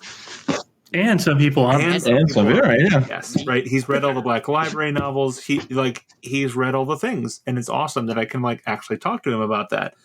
And so he walked up while I was painting this model, and he was like, "Oh, are you painting a Slaves to Darkness model?" Because it didn't look like a Git. And to be 100% honest, I was struggling with the fact of like, this would be great as Dark Oath. It has so much armor. It has so much design. It feels like Slaves to Darkness. And when he walked up and said, "Is that Slaves to Darkness?" I went, "Yeah, that's a problem." Like, it's cool. I love it. It's a great model. It's probably my best paint job I've ever done. Is it a Git? And I have to say, I don't buy it. Sure. And that's my problem. Let's put a pin in this thought process. I think this is a great conversation to save towards our final thoughts as well. It's my fault. I got started on it. Yep. But I think this is a good intro into it. Well, I'm allowed to do it. You guys are not. And I couldn't even get that out with a straight face. So put a pin in this. It's prime the pump a little bit, and we'll circle back to it as well. What else do we know about the Git mob and how they live, how they pursue their goals? Like what else do we know about them? So there is a cool little thing where they have powdered lunestone, and this powdered lunestone becomes like the thing that allows them to do all kinds of very Gitsy things. They can use it to cause light explosions by combining it with the light of Hish that they store in their weapons, that they store in these little explosives. They literally can make jet chariots. That's the best way I can describe it. Yeah.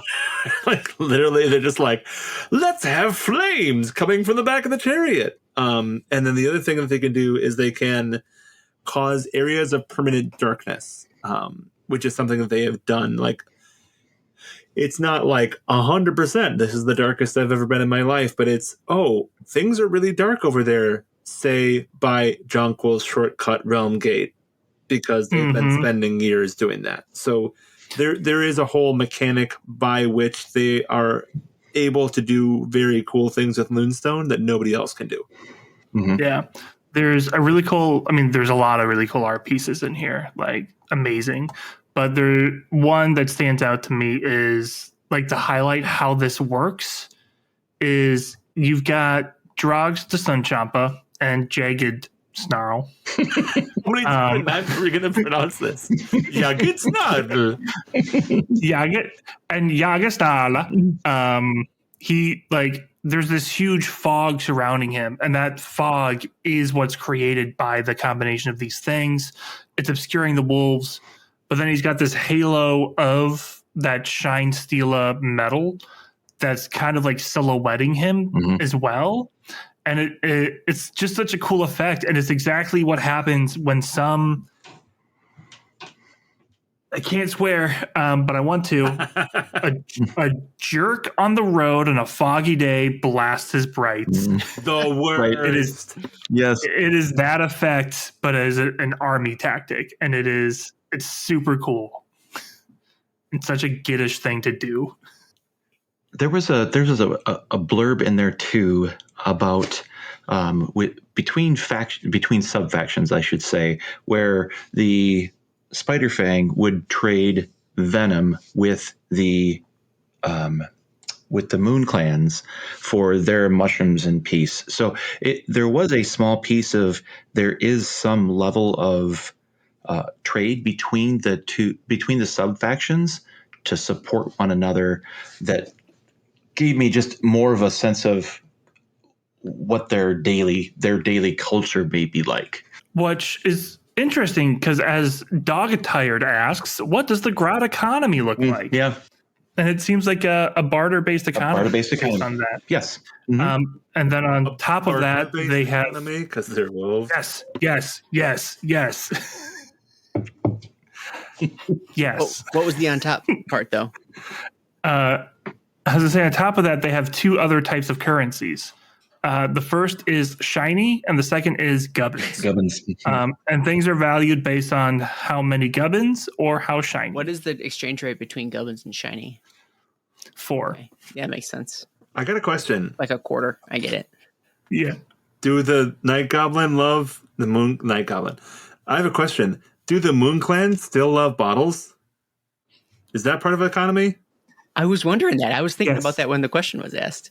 Mm-hmm. It's not mentioned at all except in a cut line on one of the pictures. That was the only. You're right. That was the only occurrence that I saw where they actually mentioned bottles. Mm-hmm. That is a major lore change. It is. Shiny bottles for all. Is it much of a lore change, or is it just that they're not talking about the economy because that's not something Battletomes are necessarily for? Sometimes I mean, they do, though. The Bottle Snatches Yeah, sometimes. was the name of Raggett, whatever, Browgett, and literally it was like a massive part of the Moon Clan. Yeah. Second or third edition for what their motivation was. I don't think they're getting rid of bottle snatching. I just think they chose not to highlight it this time. Right. And the So does bottle it snatches exist? are referenced. The bottle snatches are referenced in the book too. I know that because I'm control effing bottle in this document. Also, Link really likes bottles in Ocarina of Time. I mean, who wouldn't? Bottles Maybe are other pretty games too, and that's the only one I played.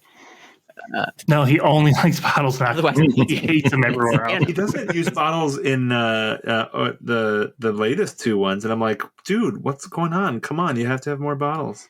Oh crud! I just closed the PDF, which means I'm never going to be able to open it again because Oh no. password. Anyways, there's that. Actually, another thing that it's not missing because there's not always in all these battle tomes. But was there an org chart in this one? Did I blink and miss it? Oh, definitely Yeah, not. that's No. because I mean, what is an org chart, right? For the Grots, but oftentimes when we Right. talk about how is the faction organized, I'd love to. Sometimes they arrange units or the hero models in the army and sort of shows how that is arranged. But I guess the sub factions are so disparate that it'd probably be hard to capture all of that in a picture. So Yeah. Yep. And as far as Git Mob goes, in the unit descriptions, they kind of break down the different levels.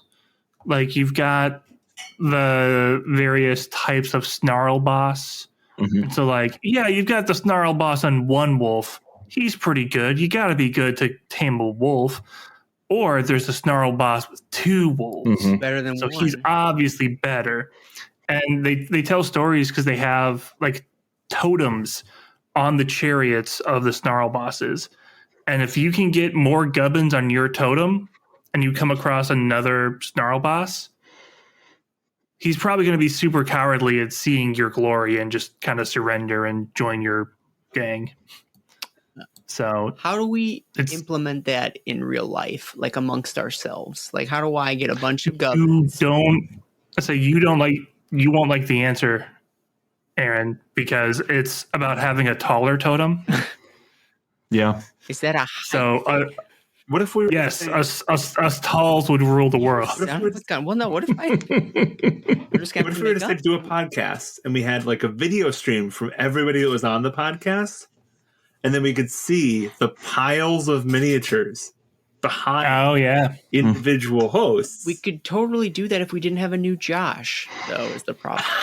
Yeah. no, Yeah. no. New Josh. I think it's if we compare the bend in the shelf that's behind us, the person with the most bend in the shelf has the most gubbins. I think that's the way it should work.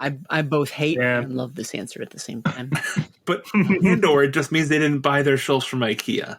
Is all I'm gonna. Mm, Or if they did, and there's still a huge bet. right. No, I just got back. So back to the org chart. So that was something that I know that when we talked about the Slaves of Darkness battle tome, one of the things that they did, and Will, maybe you can expound on this more for me, but they really kind of took the different heroes and said, here is where this hero is. Right, that's something that they did within the Slaves to Darkness battle tome, and I think they did something similar here but it was the piece that really kind of went into the different where each one was located, how each one was living. That's, I think, how because I don't think they really could go, well, Scragrot's here and Dragos is here. They do actually also do that with the locational maps, as you're saying, right? Yes. Yeah. So we do get that. So I think we get the Gittish domains instead of getting an org chart. Right. Because that was the point. Yep. Yeah. Okay. Yeah. That's what I wanted to be sure about, because that's what they care more about. They care more about like where they're living, because I mean, they're not Skaven, but if there's a chance for them to become top dog, they'll take it. Right. Who could blame them? Yeah. More thoughts on the matter before we shift gears? Because speaking of top dog, it's because it's wolves. That's not even the direction I'm going. We do have a whole bunch of new stuff, new models, new entries in the book, and I'd be curious to know what your guys' new favorite, maybe not new favorite, but favorite of the new things, whether from a lore perspective or I guess a model perspective, or hopefully both, frankly. Who are some of your favorites that you guys want to talk about? Let's bring them up. First come, first serve. I would love to talk about the Doomdiver Catapult. Oh, okay. Is that where I thought you were going? Go for it. Either. So this is there's no way of getting around it with this review. This is an old world model that they've reimagined. It's going to be pretty much most of what we're talking about.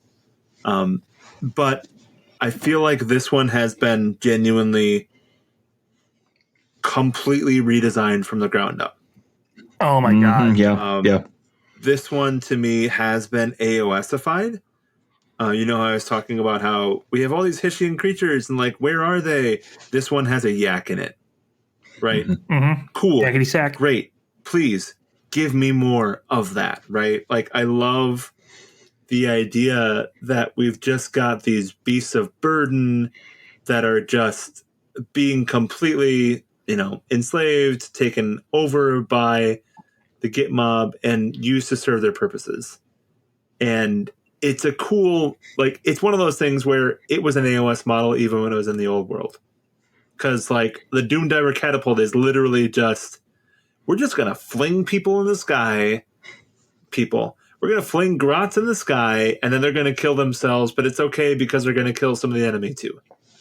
If you would have said that at the beginning of AOS and said, we're going to make this new model, and it's going to do this thing, you're like, yeah, great, totally. That sounds absolutely 100% AOS. And the model also looks absolutely 100% AOS. It's got some fun, wicker stuff going on. There's a bunch of different textures. It's got a miniature version of the back banner from Drogs on it. It's got Grots with, cloth wings. Who doesn't love pretty much every aspect of the whole model? So, well, and tell us a bit about because they've added some more AOS-y lore to it on top of it just being a catapult. Good question, Will. So basically, instead of just, we're going to fling goblins, it's also, and we've got a bomb on their head too, made of loonstone that's going to do all kinds of crazy things.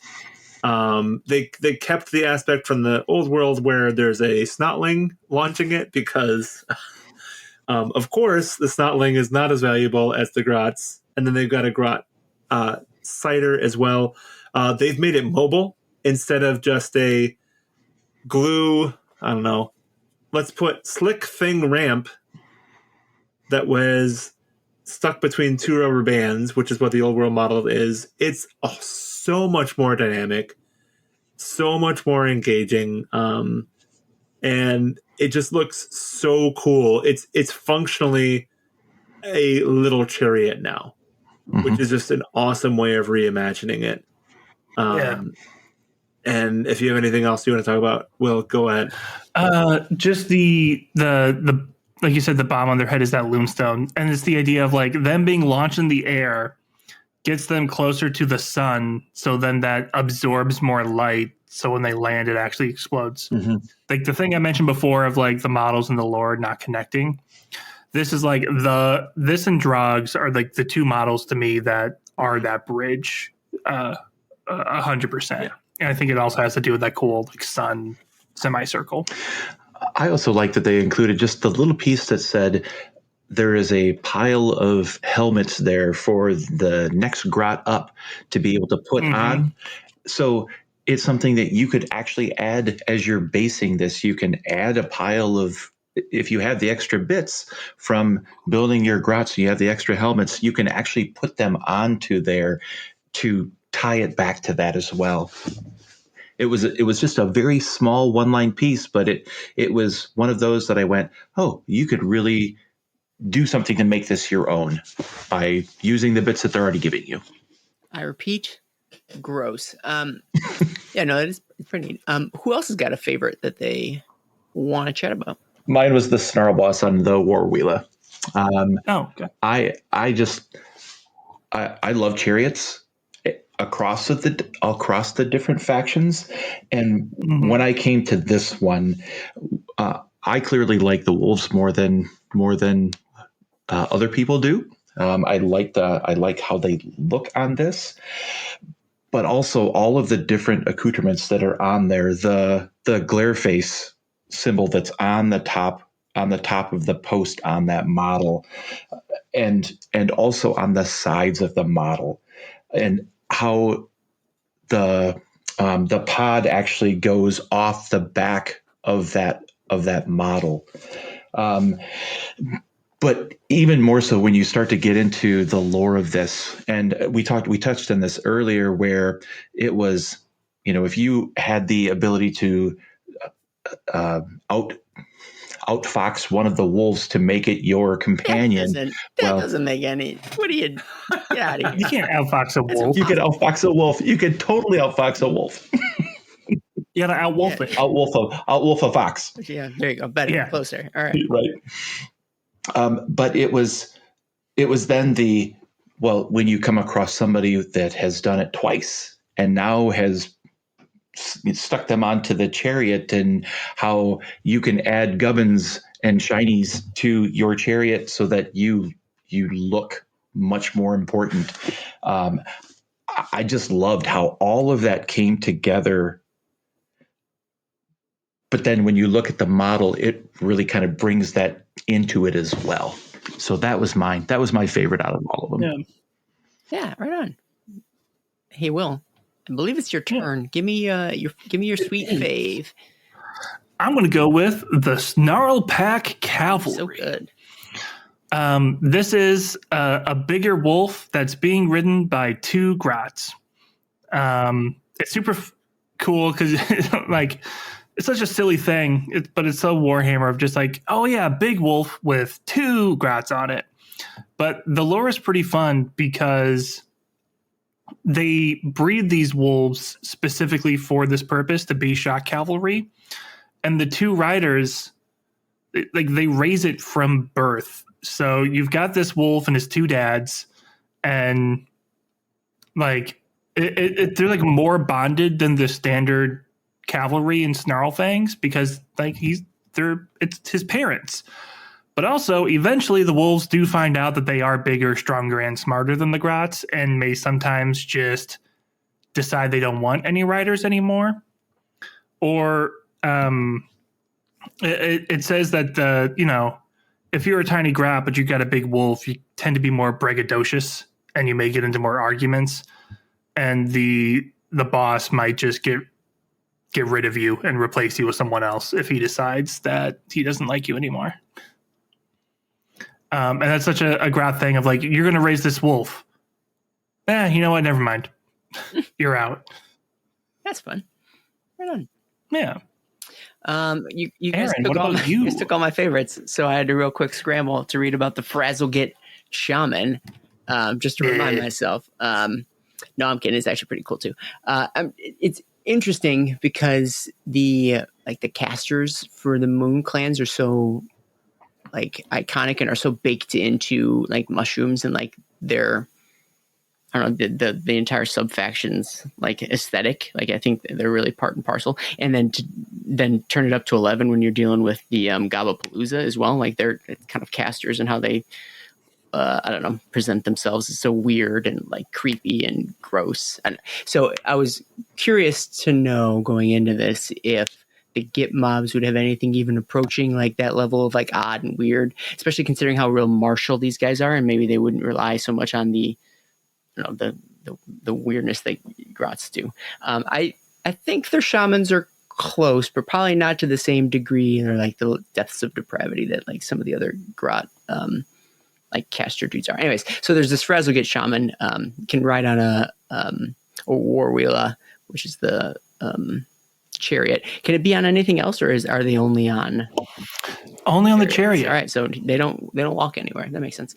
What I think that's cool about them, if they're really leaning into the whole Hish sun motif, and that they stare at Hish a lot, and in the hopes of, I don't know, absorbing some of its power, and which is the goal of a lot of what the Git mob are doing. They end up not being blinded by it, even though you think it would blind someone who to stare directly into Hish. Heck, if you try staring at the sun, tell me how it goes. Please don't stare at the sun. That is not. Yeah, don't do that. Sure, I would. I'm not a doctor, so we are not liable, right? But like, go ahead and stare at the sun. I think go stare at the sun, guys. Don't listen to those two. Listen to me. Go stare at the sun. Maybe you'll get magic powers. But it's all the more impressive because not only would it render anybody staring at Hish should make them a little blind, but we've learned that the Git mob are particularly, Gits in general are particularly susceptible to the sunlight, and they already don't like it. So these guys are kind of doubling down, but in doing so, it powers them up, and so that's pretty neat. Additionally, because who knows, but there's this power that they're absorbing, or it's based off of what they eat. They can sometimes glow. They have a certain level of luminosity. And it said that maybe because of some of this effect, they actually make their chariots go faster. That doesn't make a lot of sense to me, but okay. Like a lot of this stuff doesn't make sense. It's not meant to make sense. They're Grots. And yeah, so they can channel Hish energy, cast Hish magic, channel it through this sun staff that they've got. Yeah, they're I think a unique take on Grot casters in a faction that is full of unique things. So they're pretty cool. Though honestly, I like some of the other stuff better, but y'all took the good ones. Did anybody else have any other models or lore from these units that jumped out at them that we didn't talk about that you want to talk about now? What did we miss? I think we covered all of the generic ones. Oh, sorry, Paul. I do like that Kragnos is in this book. Who would like But that? then- You are the only person on the planet who would like that. I mean, I like it. Who between the two of you, who else would like it? I think he was tricked into being in this book. Yeah, it makes a lot of sense. There we go. But, Joe understands the assignment. but the creatures that haul the Doom Divers are called Crag Smashes. Yeah. Can't smash Crag. Crag smash you. Duh. All right, cool. All right, looking through the agenda, we kind of talked through the split between Moon and Sun Goblins. Yeah. I guess I know this whole episode for the most part is talking about Git mobs. As far as the other subfactions go, do we learn anything new about them? Did any new lore come? I know they're kind of playing second fiddle here, but let's give them their due diligence. As far as Moon Clans, Troggoths, or Spiderfang, which is very sad. Did we learn anything else? Is there anything new about those three you guys want to bring up now? Yes, obliquely. Please tell me. Spiderfang technically lost unit entry because they don't have the hero on Gigantic Spider. However, You're the hero on the Gigantic Spider, Paul. they gained a Anvil of Apotheosis. And in the Anvil of Apotheosis, you can have a hero on Gigantic Spider, which is fantastic because that's all I wanted to begin with. But then, Nice. you can put a hero on an Arachnarok, which is the first time that we can actually build a legal unit, even if it's for narrative, the way that the kit is originally built from day one, because there was always a hero in that kit, and it never got rules, and finally we had rules for it. It's amazing. They did They did it. They finally did it.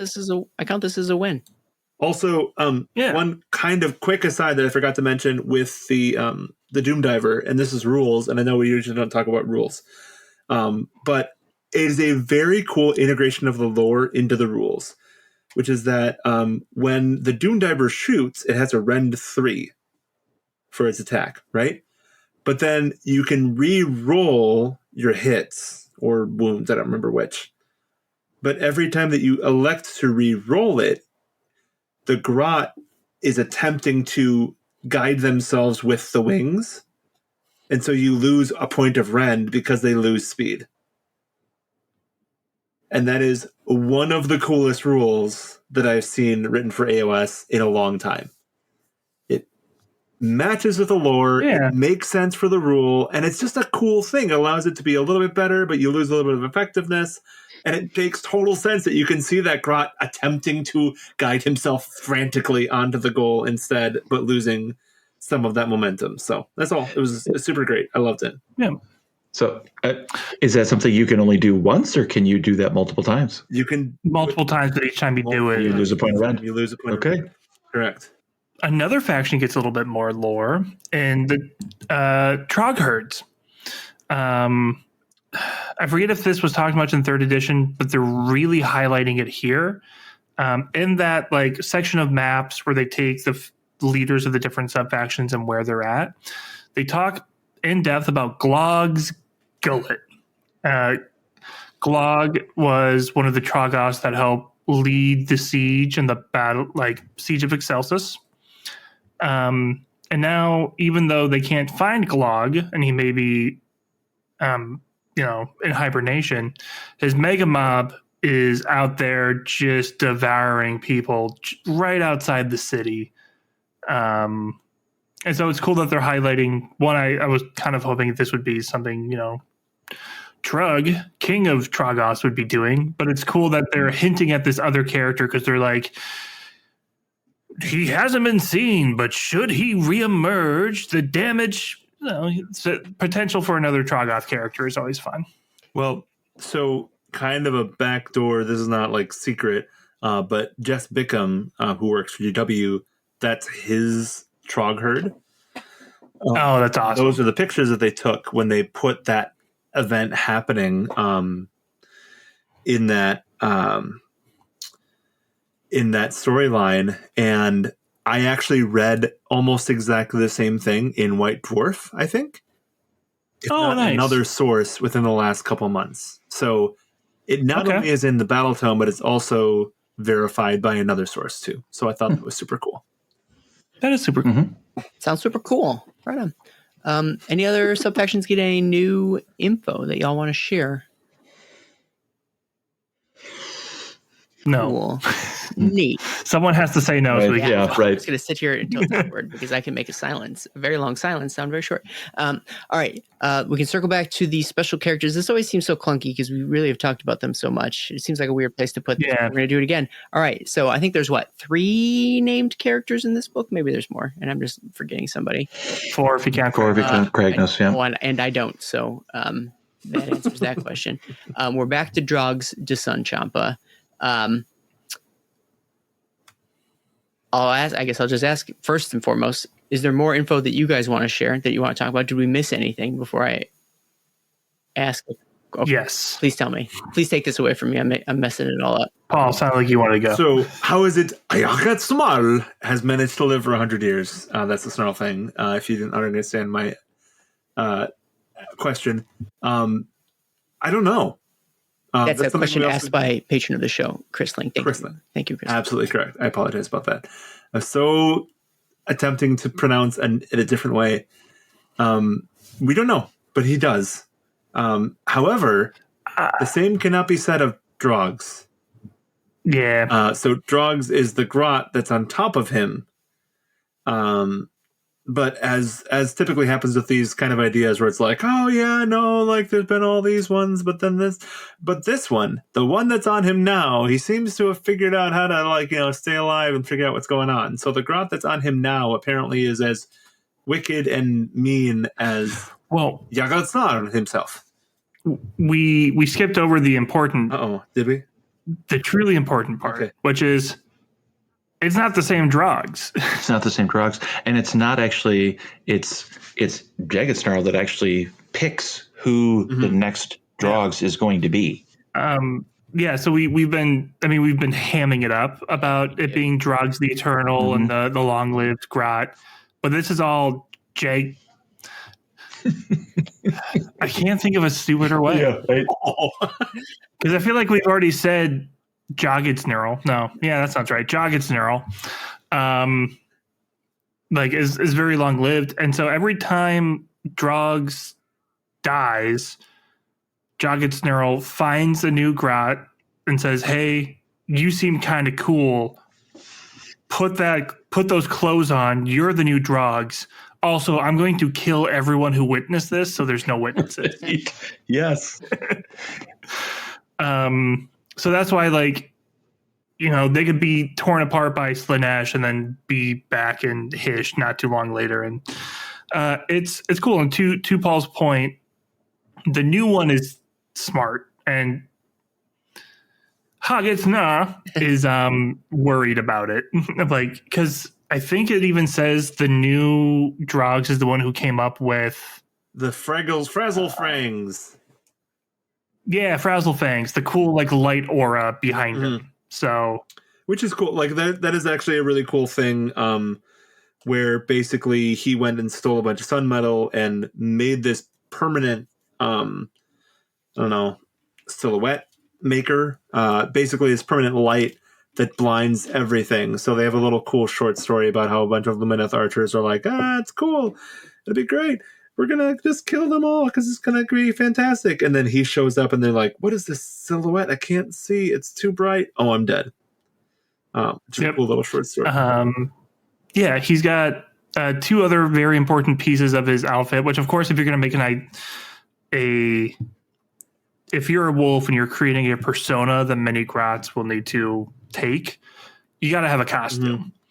And the two other props used for this are the metal tooth, which is a literal meteorite that they tied a stick around, and it's got a pointy end. But where is the meteorite from? That's a great question. It's from the sun. It's from Frazzlegitz himself, according to the background. So he's got a piece of the sun that is his weapon, which is kind of cool. And then he's got a cool shield. Do you know anything about that shield, Will?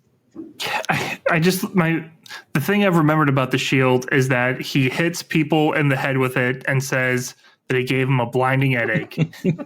Which is like, I don't know if there's any actual magic to it. He's like, yeah, it's my headache shield. How's it a headache shield? Bam. It's like Jeremy Vedok levels of a naming. It's fantastic. That's fun. What else do we know about Drogs? Well, this is kind of an interesting thing, and this is more of like a background. Is that typically when we've had a battle tome like this before, it'd be like, maybe this thing happened, or maybe this thing happened, or maybe this thing happened. We kind of got a little bit of like hand wavy stuff going on in the rest of the battle tome. But when it came to the unit entry, it was like, yeah, no, Drogs has been killed many times. And Jagged Snarl just keeps selecting a new Drogs over and over again. And so we actually get a reliable narrator telling us what's going on. Which is why we know that this one is kind of cool. So to speak to the intelligence of Jagged, I don't think we've used that one yet. Jagged Snarl. No, yeah.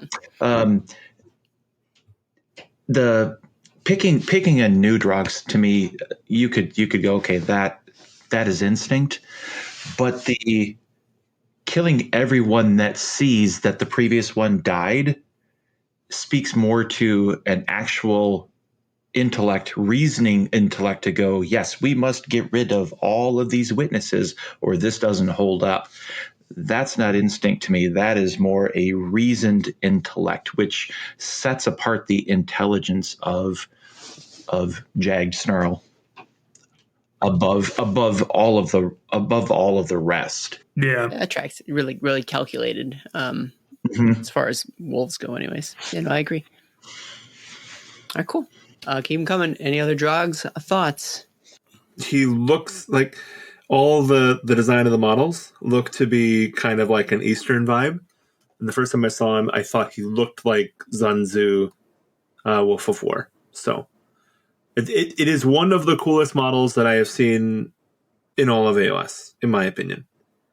It is so well designed and it captures such a I don't know, something.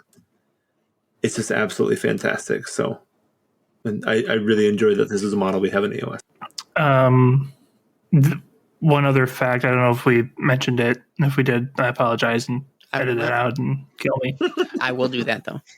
Is that the reason Jagged Snarl? I think we've got them all. The reason Gadget Snarlo there you go. is so smart is because his den was beneath an enlightenment engine before Sigmar ruined those things. So, like, yeah, the other ones may be kind of more like instinct, but like he is smart. He was given magic smart, and yeah, it even says like he knows the value of fear. And only he knows exactly how many Drogses there have been. So he's like, it's kind of like Batman and Robin's. One dies, he puts another one in the costume. He uses fear to take everyone over. Yeah, but what does Batman do though? It doesn't make any sense. Yeah, same thing. Make any. All right, cool. All right, let's keep going. A couple listeners wanted to know where our boy Trug, the Troggoth King. Darth Alec asked, are there any Dawnbringer plots brought forward, especially Trug? And patron of the show, Mealhern, thank you, Mealhern, was asking, where is Trug? Do we learn anything new about Trug? Do we know what's up with Trug? Yeah, the unfortunate short answer to this is no, we really didn't get much more about Trug at all. Normally, I try not to ask questions that the answer is no to, but I didn't want to do my boy Trug dirty. Trug. And he's newer. You would think, but yeah, no, not a lot of updates. I mean, it talks about what he did, but not so much what he's up to lately. He's just out there doing his thing. What more is there? Smashing cities. Carrying a portal on his back, as you do when you're Trug. So moving away from special characters, there is a character I want to talk about, which is throughout the entire Battletome, we hear from, they call him a bestiarist, and he works for the cities of Sigmar, and a lot of the stuff is told in his voice. And even though I specifically said I wanted to talk about it, I'm going to ask Paul. Paul, what is the name of this bestiarist? And this is a trick question. The name is Revidius Mappenborg. Okay, but now think of it differently. How, if you were super British, maybe you'd pronounce it closer to Ravid Mappenburg? Or David Mappenburg? It's David Attenborough. Oh, you think it's David Attenborough? Yeah, I also may have secret knowledge that I know that it is. Nice. I love this. So it should be Sir Revidius Mappenburg. Yeah, Sir Revidius Mappenburg. I love that. There are several layers of obfuscation to this name, and I really appreciate it. There's also another secret Easter egg here. So instead of saying Revidius Mappenburg, I'm just going to call him Maps. And Maps, which is another Easter egg, Maps in this is telling us all this cool stuff and all these cool stories. And we get like the old school, like bestiary stuff. Like there's a whole page where Maps talks about the different types of squiggly beasts. Which is super awesome. Mm-hmm. Yeah, in character, which is super fun, of like trying to explain, like, no, it's a stalag squig. It's a stalactite. That's a squig. You have to watch out for it. It's going to get you. Understand. Yeah. It can't move, but it will kill you. And just like, yeah, how would someone who studies like,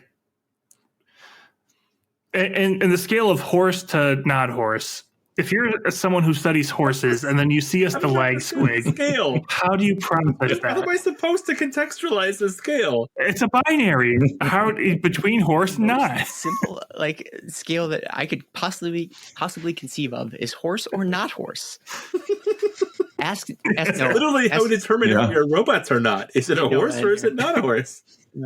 Yeah, robots aren't horses unless it's a robot horse. Robot horse, Now like you're that confusing guy, me again. like that Empire dude who rode that robot horse. Yeah.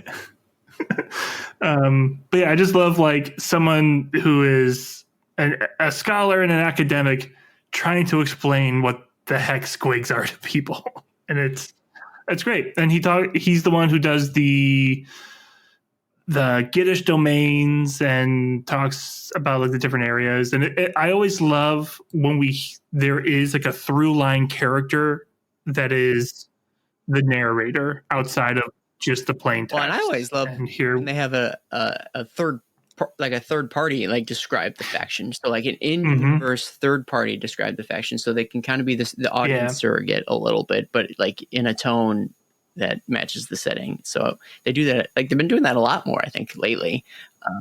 A lot. And I wonder if it's because we said we really liked it, and now they do it over and over again. Who's to say? Maybe I'd like to think that. Yeah, very neat. I thought it was a shame that there wasn't the anvil squig in here, right?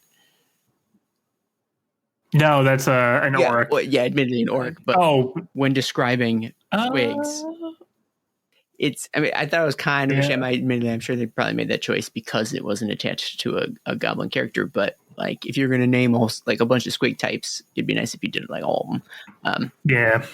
Say, Libby. Which was the squig that was explained as they thought it could fly, but discovered that it just went really high because it expelled lots of gas? I think just regular. Wasn't that just regular squigs? Like it seems as if they flew. Yeah, there was definitely a description of a grot riding on a squig, and every time it landed, there was flatulence, and it went flying. Yes. Yeah. Because there's the one that can actually fly. The bat squig can actually fly, right? So, yeah, okay. Yep. Okay. So, yeah, don't worry, guys. We didn't really talk a lot about squigs, but squigs are still front and center in the Gitz book. So you're not gonna be lacking on the squig department when you read this guy. All right. Another question from Dog Tired. Dog Tired asks, I'm curious on symbolic. Oh, this is actually a good segue. I'm curious on symbolic relationships that the Gitz seem to have. Do we have a sense for why the Gitz seem so easy for this? They have some symbiotic relationships with. Oh, I think I said symbolic before. Yeah. Symbiotic relationships with spiders, squigs, troggoths, wolves, etc., etc. Guys? I'm asking you. Why do you think that Gitz are so prone to symbiotic relationships with other creatures? Do you have any thoughts? I know I do, but I'll save it. I think part of it might just be okay. I'm thinking of the practical reason, and the practical reason is, Grots are small, and in order to have a cool, varied army with a lot of different sized things, it's not like you're going to make bigger Grots. So instead, you put Grots on varied and bigger. What would you things. even call a bigger Grot? And what color skin would you be? Like, you'd have to be like yellow or something. Yeah, yellow and like the size of a man. And he looked like a man. I don't know, because they'd probably like cooking and using stoves a lot. You'd probably, throw a hop in there. I would say yes, hop Grot. Anyways, those seem too outlandish for my blood. Never. Yeah, I think it's just when you're the weakest. When you're the weakest, you're looking for other things to accentuate, or not accentuate, but make you stronger. So you're willing to create those relationships with other things where some other races probably would go, nope, don't need that. Well, I mean, lore-wise in the book, it's because they think they're smarter than the thing that they're trying to train. But the thing that they're trying to train is always like, yeah, but if you're stupid, I can just eat you.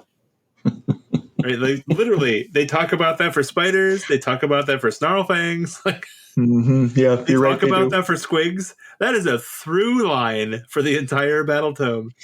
Well, yeah, I'm going to let you train me because you give me good stuff. But if you stop giving me good stuff, I can just eat you and it'll be fine. And I'm not going to have too much trouble because you're a Grot. That's true. All right, another question. Minervus asks, were there any references to goblins that aren't moon, sun, spider affiliated? Are there other goblins referenced in this book? I don't think they One exist. that doesn't count is, I think at one point they talk about how Noblars were like instrumental in starting Scrap a Spill before it ended up being taken over by the Grots. Minervus, that's not what you're asking. I understand, but that's a different type of, I guess, goblin. Were the Hobgrots mentioned in this book at all? Hobgrots were not featured in this book. I mean, but I got all my Hobgrot lore in the Auric book. They really went ham on it. Okay. So Gotcha. yeah, the Hobgrot was the through line narrator character in that. So I'm happy. I should probably read that book. Not gonna. Right? Yeah. It's a good book. So I enjoy the lore. Lore wise, it's a good book. I will say, in Badloon Rising, which was the Black Library novel by Andy Clark, there was a different Grot culture that was mentioned in that book that was based in the swamps. That did not get any play or any mention whatsoever in the Battletome. So, But Andy Clark is a studio writer. He should that have. is correct. But so there's no man. It's crazy that there's no such thing as Grots that work with the swamp faction. Is it Yeah, it's Hobgrot almost thing? like they're Cruel Boy. No, because the Cruel Boys have a few Grots. Yeah, the Slogoth has Grots, and then the big Manskewer Killbow. I didn't know. has, Yeah, but they defected to work with the Grot. orcs, so they don't count as Grots anymore. Obviously. You say so. All right. The answer's probably no, I'm nervous. Another question from, or no, maybe the first question from patron of the show, Domir. Hey, Domir, thank you so very, very much. Hey guys, what do you find missing from the Gitz line? This is kind of a segue too, a little bit. What do you guys find missing from the Gitz line? Paul, I know you have an answer queued up. What do you think is missing from the Gitz? Lay it on me. Hero and Gigantic Spider. Sure. Or some replacement thereof. Of course. Yeah. Anything else, or just that one specific thing? I don't know. I feel like the other big thing that we're missing, and we've never had since Warhammer Fantasy Battles, is that we haven't had a name character for Spider-Fang. The last name character we had was 8th edition. And so I would say that that's also a thing. Because every other subfaction has a named character that has something going on with the lore, pushing some portion forward, and we haven't had that with Spider-Fang. And so I think that's missing, right? So if we're going to have something else replace Spider-Fang in the future or whatever, like that would be what I would look forward to. That does feel like an omission. You just reminded me, or what jumped out at me now, is Drogs should really be a king of some sort, so that all three of the named characters are kings. That would be Yeah. but it's not the case. Just Correct. a little side. There's a little side. Will or Joe, if you have an answer, first come, first serve. What do you find is missing from the Gitz Battletome? Yeah, I was going to actually go the same. It just seems like the Spider-Fang is just so light, and it really kind of got a cursory touching on in this Battletome. It was kind of like here's a page, here's Spider-Fang, and that's kind of it, right? Mm-hmm. It wasn't even a page, really, it was a box out. Yeah. It was a box out of the page. So I think, to me, that's and their they got a unit description later, didn't they? the unit descriptions. Sure, it just seems like if you've got 4 pieces to a faction, I understand we've released new models in the Git mobs, but they just seemed like they got a very cursory. Yep, here's them, and let's move on. So I would have liked to see more there. Likewise, ditto. Will, is your answer also Spider-Fang? My answer is going to be more Trogoth types. Okay. It should be varied and wide. Because they just have like the one, they've got the hero, and then the hero has an alt build that's not a hero, and then Trug. And then there's only like one unit type. Rock, River. 2 if you count Fellwater. Gotcha. Yeah. But more. I want more. Give me more weird trolls. Nice. Talking about how there's not enough Spider-Fang in this here book, and I know this is a sad topic. What do we think the chances are Spider-Fang makes it to the next Battletome? What do we think their chances are? 60. Yeah, it's not high. It's higher than I would have given it, Will. You're optimistic. Yeah. I was going to go a little lower. I think you take 50-50, and then slightly better than 50-50, because GW might just be lazy and decide not to get rid of them. Proven that they're happy to cut stuff. It's still a great kit, right? Like, it's a great kit, yeah. So like they don't want to get rid of a whole. It's because the Arachnarok kit. So they might just keep. I think laziness will win. But the Arachnarok itself is on one sprue, and all the Forest Grots are on another sprue, as well as the Howdah. they've been recutting sprues. There would be no reason to recut them into something else and keep the Ragnarok kit. Which is one of the things why I was like, I'm not even sure why it's still around now, because that's such an easy thing to do. Or just release it as the Ragnarok without the Howdah on it. Right? So. Yeah, I was going to give it about 30%, but I'd add an extra 10% because Paul is such a huge Spider-Fang person that they know, exactly, they know he's out there and they're going, okay, we might just keep him around for Paul. If they don't want Adepticon to blow up, they need to equip right. it, man. So that's right. That's a good point. I hadn't even thought about it. But I think like less than, if I had to put money on it, my odds are less than 50%, maybe a 40% as well, that Gitz don't make it. So back to what Will's thing was. So you're saying there's two types of Troggus. Am I missing some? I thought there were three. There was Dankhold, Rotgut, and Fellwater. Yeah, but Dankhold is not like... Well, that's what I'm saying. Dankhold is the alt build of the Trog boss, which is why I'm like, gotcha. The hero and then the alt build. That was the Dankhold. Gotcha. Okay. Yeah, well, and especially because we've lost another hero that used to be part of the Troggoth faction. Mollog? Yep. Oh. And like there could be some cool stuff if they did like a moon troll or a sun troll. Yeah. Like there could have been more effort to tie in the other factions into a intermediate faction. And that would have been a fun kind of interesting way to do that. Tiny baby troll. Have you thought about tiny baby troll? I mean, that'd be kind of cool, but it'd basically just be a grot. Well, no, I mean, there's the new underworld. Yeah. Was there a troll hag at some point, or am I remembering something else? Yes, but that was Warhammer Fantasy Battles slight carryover into AOS. Gotcha. And it's a Forge Roll model. Is it even Legends currently, or is it not even on that? No, I don't think it's even Legends. No, it didn't make the jump. Gotcha. The other thing that like this book is missing is there are other Troggoths, but they're in Kruleboyz. There are other Grots, but they're in Kruleboyz. There's no mention, no crossover, no even like one sentence of, oh yeah, these guys also exist over here. Right? That also feels narratively and lore-wise like a little bit of a miss. With the scurrying, it would have been easy to say, and some of them just decided to go and be with the Kruleboyz. That's a good point. Mm-hmm. And it's missing. Right? That to me feels like an omission. Because then you would have gotten a tribe of Grots going to swamps, a tribe of Grots going to forest, a tribe of Grots going to the plains, right? Yeah. I'm not sure why that wasn't included. So. All right, now listener question from patron of the show, Domir. One sec, though, because I think he had a follow-up that there you go. They ask, if you were a Git, would you follow Debad Moon or Kragnos? And then they addend, how about Skagrot or Trug? So basically, if you were Grot, who would be your leader? Who would you venerate above all? That's the question on the table here. Let's go. I can't remember what order. Paul normally goes first. Paul, who would you venerate? Spider God? Oh, I'd probably have to go with Skagrot. Okay. He actually knows what he's doing, and people tend to stay alive around him. Or turned into mushroom soothsayers. Yeah, if you're a magic user. I wouldn't be a magic user. I'd just be like some random Grot, and then just be like, I'm going to poke the soothsayer to make him say things. That would sell your shelf.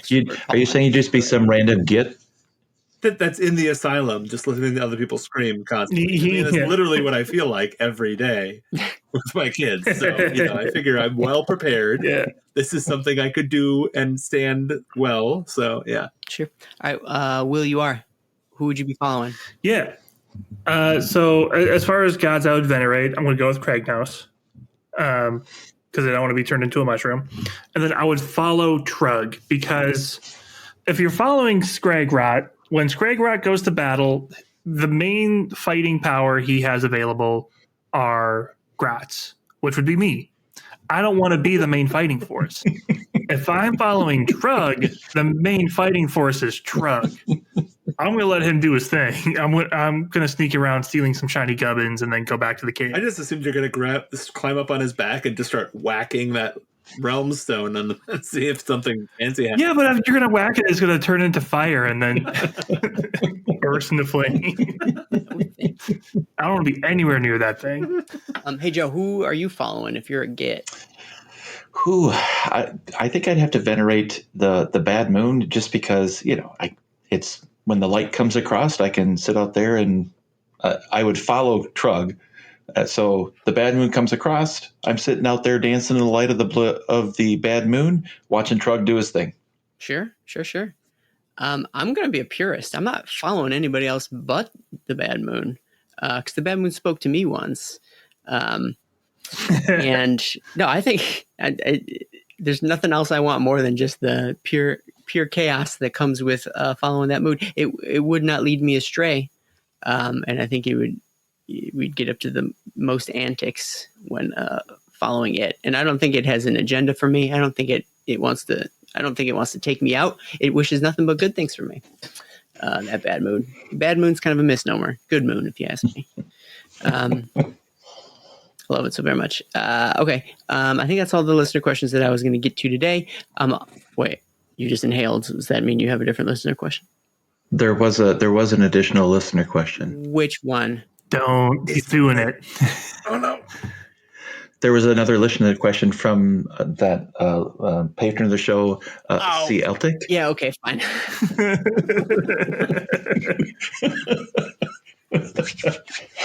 Only because you're here.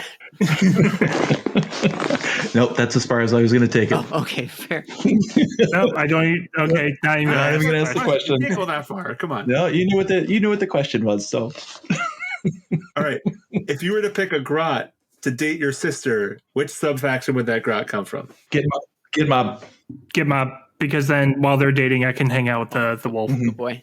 Or whether everything happens in the light, so no, happenings in the dank hold. That's true. Paul, those two are pretty good answers, so I'm going to go with them. That sounds like the well-reasoned and well-thought-out answers. Ditto. Agreed. All right, cool and great. One of the last things I like to talk about is hey, my friends here, what if listeners really wanted to read more about the Gloomspite Gitz? Are there any Black Library books out there that you would recommend to the nascent Gloomspite Gitz fan? Who's got some sweet recommendations out there? Lay them on me. I would recommend Bad Loon Rising, like I already talked about. I've read it like 2 or 3 times, and I really enjoy it. So it's really good. Highly recommend it. My son has also read it 2 to 3 times, too, so he really likes it. There's other books, man. Anyways, Will or Joe, do you got any Gitz recommendations? There was another Git book. It's not on his page. I can't think of the name right now. I have it in my head. It's a Git and a Troggoth, and they're friends, and they go on adventures together. Bad Loon Rising. It's actually just called Bad. Okay, no, never mind. Yeah. But because I'm thinking of the subtitle of it's a something in Scragrat or whatever. Yeah, like Scrog or something. But it's cool because it's one of those Black Library books where it's based on a character, which we tend to get models for eventually at some point, unless it's Hamilcar. Definitely not Hamilcar, though. I know Paul hated this book, but I don't care. I really liked Gloomspite by Andy Clark. So apparently he's a big Gloomspite fan author. I thought it was delightful and kind of scary and gross and intense. And so don't listen to Paul, listen to me. I recommend it. Read Gloomspite by Andy Clark. I mean, they're both by Andy Clark, but one of them was written more recently, so therefore obviously much more superior. He's learned a lot. He's grown as a person and as an author. I get it. That makes sense. Zograt and Scrog. That was going to kill him. And I don't have their names, but there's been a handful of Gloomspite short stories out there. Fossgrot was one of them by Evan Dickin, if I remember correctly. Sure. I really enjoyed that one. Yeah, we did a couple Pocket Realms on 1 or 2 Grot short stories, so look those up as well. Git Slayer. Sure. Yeah, okay. obviously. Well, if you like Grots being killed and slayed, then yeah, sure, read that book too. Which I do. That's one of the things I love. I mean, if you like Grots in Warhammer, they're going to be killed and slayed. Like the vast majority of them, no matter what book you're reading. Yeah, that's the whole point. Yep. Gitz are the new beast of chaos. So, all right. All right, let's get to the end of this. Let's give our final thoughts, or give me a little review, highlight things you thought of, things you liked about the book, things you didn't like about the book. Let's give our parting thoughts here. So, hey, Paul, same order as we always go in. Give me your final review. What'd you think of the Gloomspite Gitz book? I had a really hard time with this one. Oh no. It doesn't really feel like a cohesive Battletome to me. It feels like 2 or 3 different Battletomes shoved together. I love the models for the Git Mob. I think I don't love all of them. They have the kind of the new Grots style of face, which is not my favorite. It's got kind of a longer nose, thinner, all that kind of stuff. That being said, Drugs is literally one of my favorite models that they've ever made. But the way that the lore is written, I have a hard time making them make sense in my head. Not to say anything negative about the actual writers of the Battletome. They obviously tried really hard to make everything fit together. It's just at the end of the day, it didn't really go together for me. And it felt like separate factions moving together or attempting to come together, and they didn't really fit. And especially with the way where everything, it felt very similar to me. Like if you listen to previous episodes, the way that Cruel Boys felt when they released is I like Spider-Fang, and Cruel Boys seem to take a lot of what made Spider-Fang cool and make it into their faction. And it feels like lore-wise, Git Mob takes a lot of what makes Spider-Fang cool and makes it into their faction. And I really enjoy factions and sub-factions when they tend to have a specific and unique identity. And to me, Git Mob doesn't really have that as much.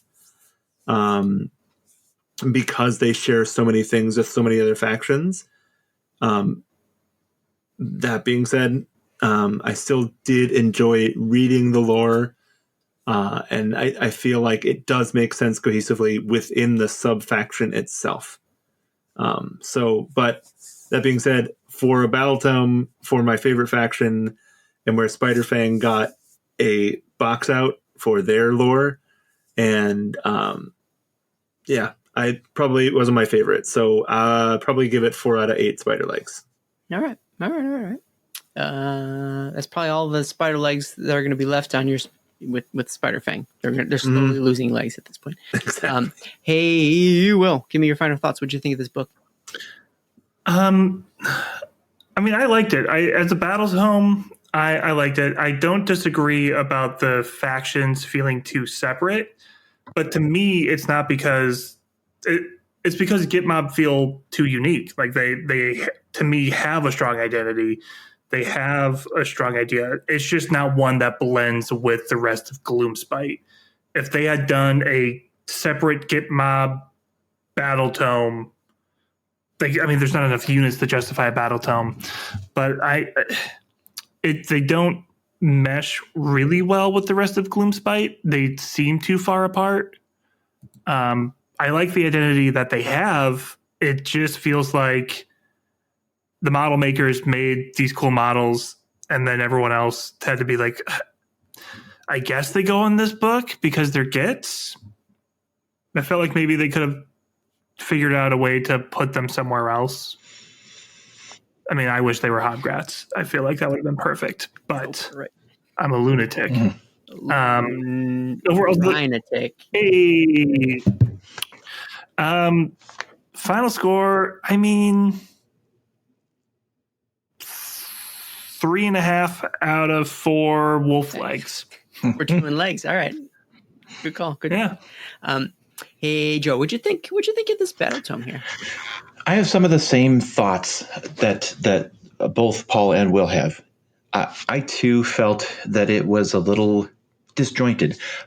The Git Mob really didn't fit what I thought of Gits to be. To me, they really didn't come across as my thought was always that Gits were more of a cowardly until the bad moon came out, and then completely invigorated and go wild. And I didn't get that feeling when I read through the Git Mob lore, that was truly what they were. They really felt, as Will said, closer to what I would consider the Cruel Boys to be. So I didn't like the fact that it didn't feel like it kind of pulled everybody together. Now, I've said this about all of the battle tomes that I've read so far. They have done an amazing job from an art standpoint. They have continued to push that envelope forward. Each one of these battle tomes, the artwork has been phenomenal. So I liked that part of it. The models themselves, I personally like all the models. I agree that the Dragas model is just amazing. I put it real close. The Iridan model for me was one of the most stunning ones of the last few months, and I put it really close to that. It's a close second to that for me. Overall, I'm going to have to go with 3 out of 4 phases of the Bad Moon. Right. Just that piece of not pulling everything together, that the Git Mob really felt, as Will said, they could have been in their own book, but really don't have enough to put them in their own book.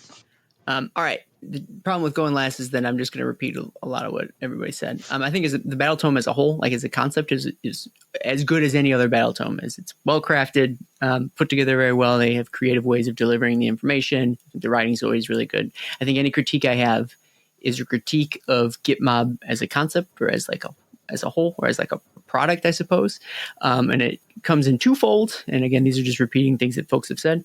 One being the disconnect between the relatively mundane, which I don't use as a pejorative, like it's lower fantasy models, and the disconnect between them and the what I feel is relatively like contrived or tacked on or exhibited in the model, like high fantasy stuff. Like we were talking about the wolves that are incredibly smart and are venomous, and these weapons that apparently are absorbing sunlight. Like none of that, I don't think, is reflected in the visual language of the model. And then their association with the sun is only reflected in what feels like to me some like tacked on, like added after the fact, like accoutrements and some of these things.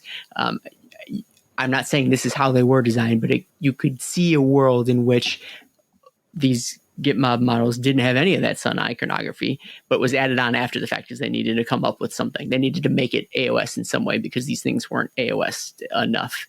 And I feel that way about a lot of stuff in AOS. Like there's a lot of, I think Cities of Sigmar has a lot of that too, where they have things that sometimes a guy can just be a guy. It doesn't need to be this weird like magical thing, but they really need to dial it up to 11. And I think the lore people, the writers have like a really tough job in trying finding ways into like punching a lot of this stuff up, and they don't always succeed. Yeah. And this is an example of one where I don't think they necessarily succeeded. They were given these awesome, really great models that I think were fantastic. And then someone said, do something with these. And like they had to really stretch their creativity to come up with something that made them AOS. And like I said, this wasn't their best effort.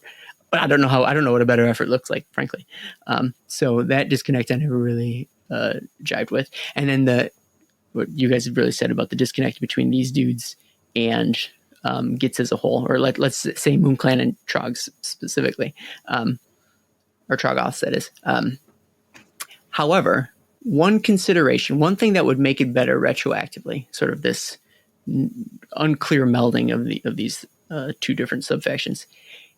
If the trend ends up being that battle tomes end up being, I keep saying end up being, combinations of factions that are joined purely by race, but can be wildly separate from each other.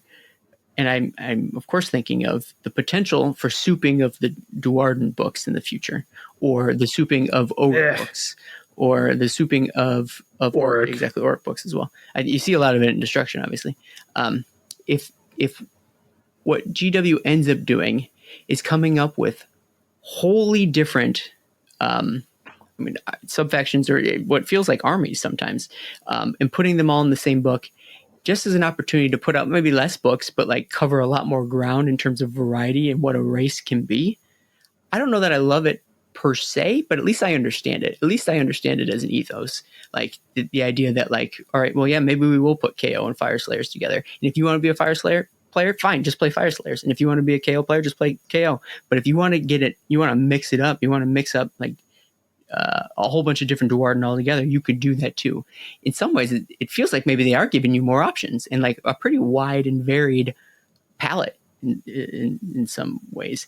And I'd have to see it in action. And I guess I'm preemptively trying to think of what it would look like in the future. But if that's the trend, if that's the direction they end up going, at least I understand why this Gitz book is the way it is then. At least I'd get it. Maybe they're not meant to jive. Maybe they're not meant to blend together. But really, it's just an opportunity to put different armies in one book. Because honestly, they put out a lot of books otherwise. And so because of that, maybe I'm closer to okay with it. And I'd have to get used to it over time. But I'm curious to see what comes next after this and after the next one. Is it an opportunity to make like racial books as opposed to like factional books? Maybe more to come. Maybe it never happens again, which of course the only pattern with GW is that there is no pattern, and we'll never see anything like it again, in which case throw all I said out the window, which then makes this combination all the more jarring and unappealing, I think, in a lot of ways. So I'm not going to keep going. I'll just stop there. So that's my thoughts on the matter.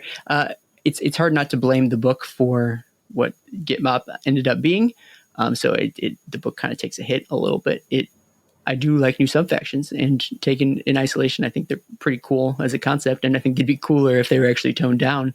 And I like battletomes like this that bring in a lot of new stuff, but it wasn't my favorite version of something like that. So let me stop there. Any other thoughts, my friends, before we close this 3-hour-long recording out? Yeah, more Trug. Yeah, I think that was the one piece that I missed as part of mine. I really wish that they would have picked up the Trug story and continued the Trug story further forward. It's a good closing thought. And with that, well, no, actually, let me also say this. Hey, Joe, for as far as first episodes go, pretty darn good. Thanks for joining us. We really appreciate you coming on. Hopefully we do it again very soon. I appreciate that. This was a lot of fun for me. I really appreciate being asked to come on and do this episode. Well, be careful because you're gonna have to take the whole dang thing over. Whoops. Anyways, it's time for our forging. Sigmar willing, we'll be back soon. Like, subscribe, share, or leave a review. Join us on Discord. Drop a tip on our Patreon. Anything you can do will spread the word of Sigmar farther than we can on our own. Chat with us anytime about your thoughts on our Discord server at www.themoralrealms.com/Discord. Hey, Paul, where can they find you online? At PJ Shard. Hey, Will, where can they find you on the internet? At Sever. Hey, Joe, where can they find you on the World Wide Web? Best place is to find me on the Discord at themoralrealms.com/Discord as Celtic Joe. And nowhere else. And nowhere else. I'm Aaron. You can find me pretty much everywhere online at Dos Asos, and you can find all our Mortal Realms shows and content at www.themoralrealms.com. The end. Guys, it was supposed to be a short one. Why does no one ever listen to me when I say we should make it a short one?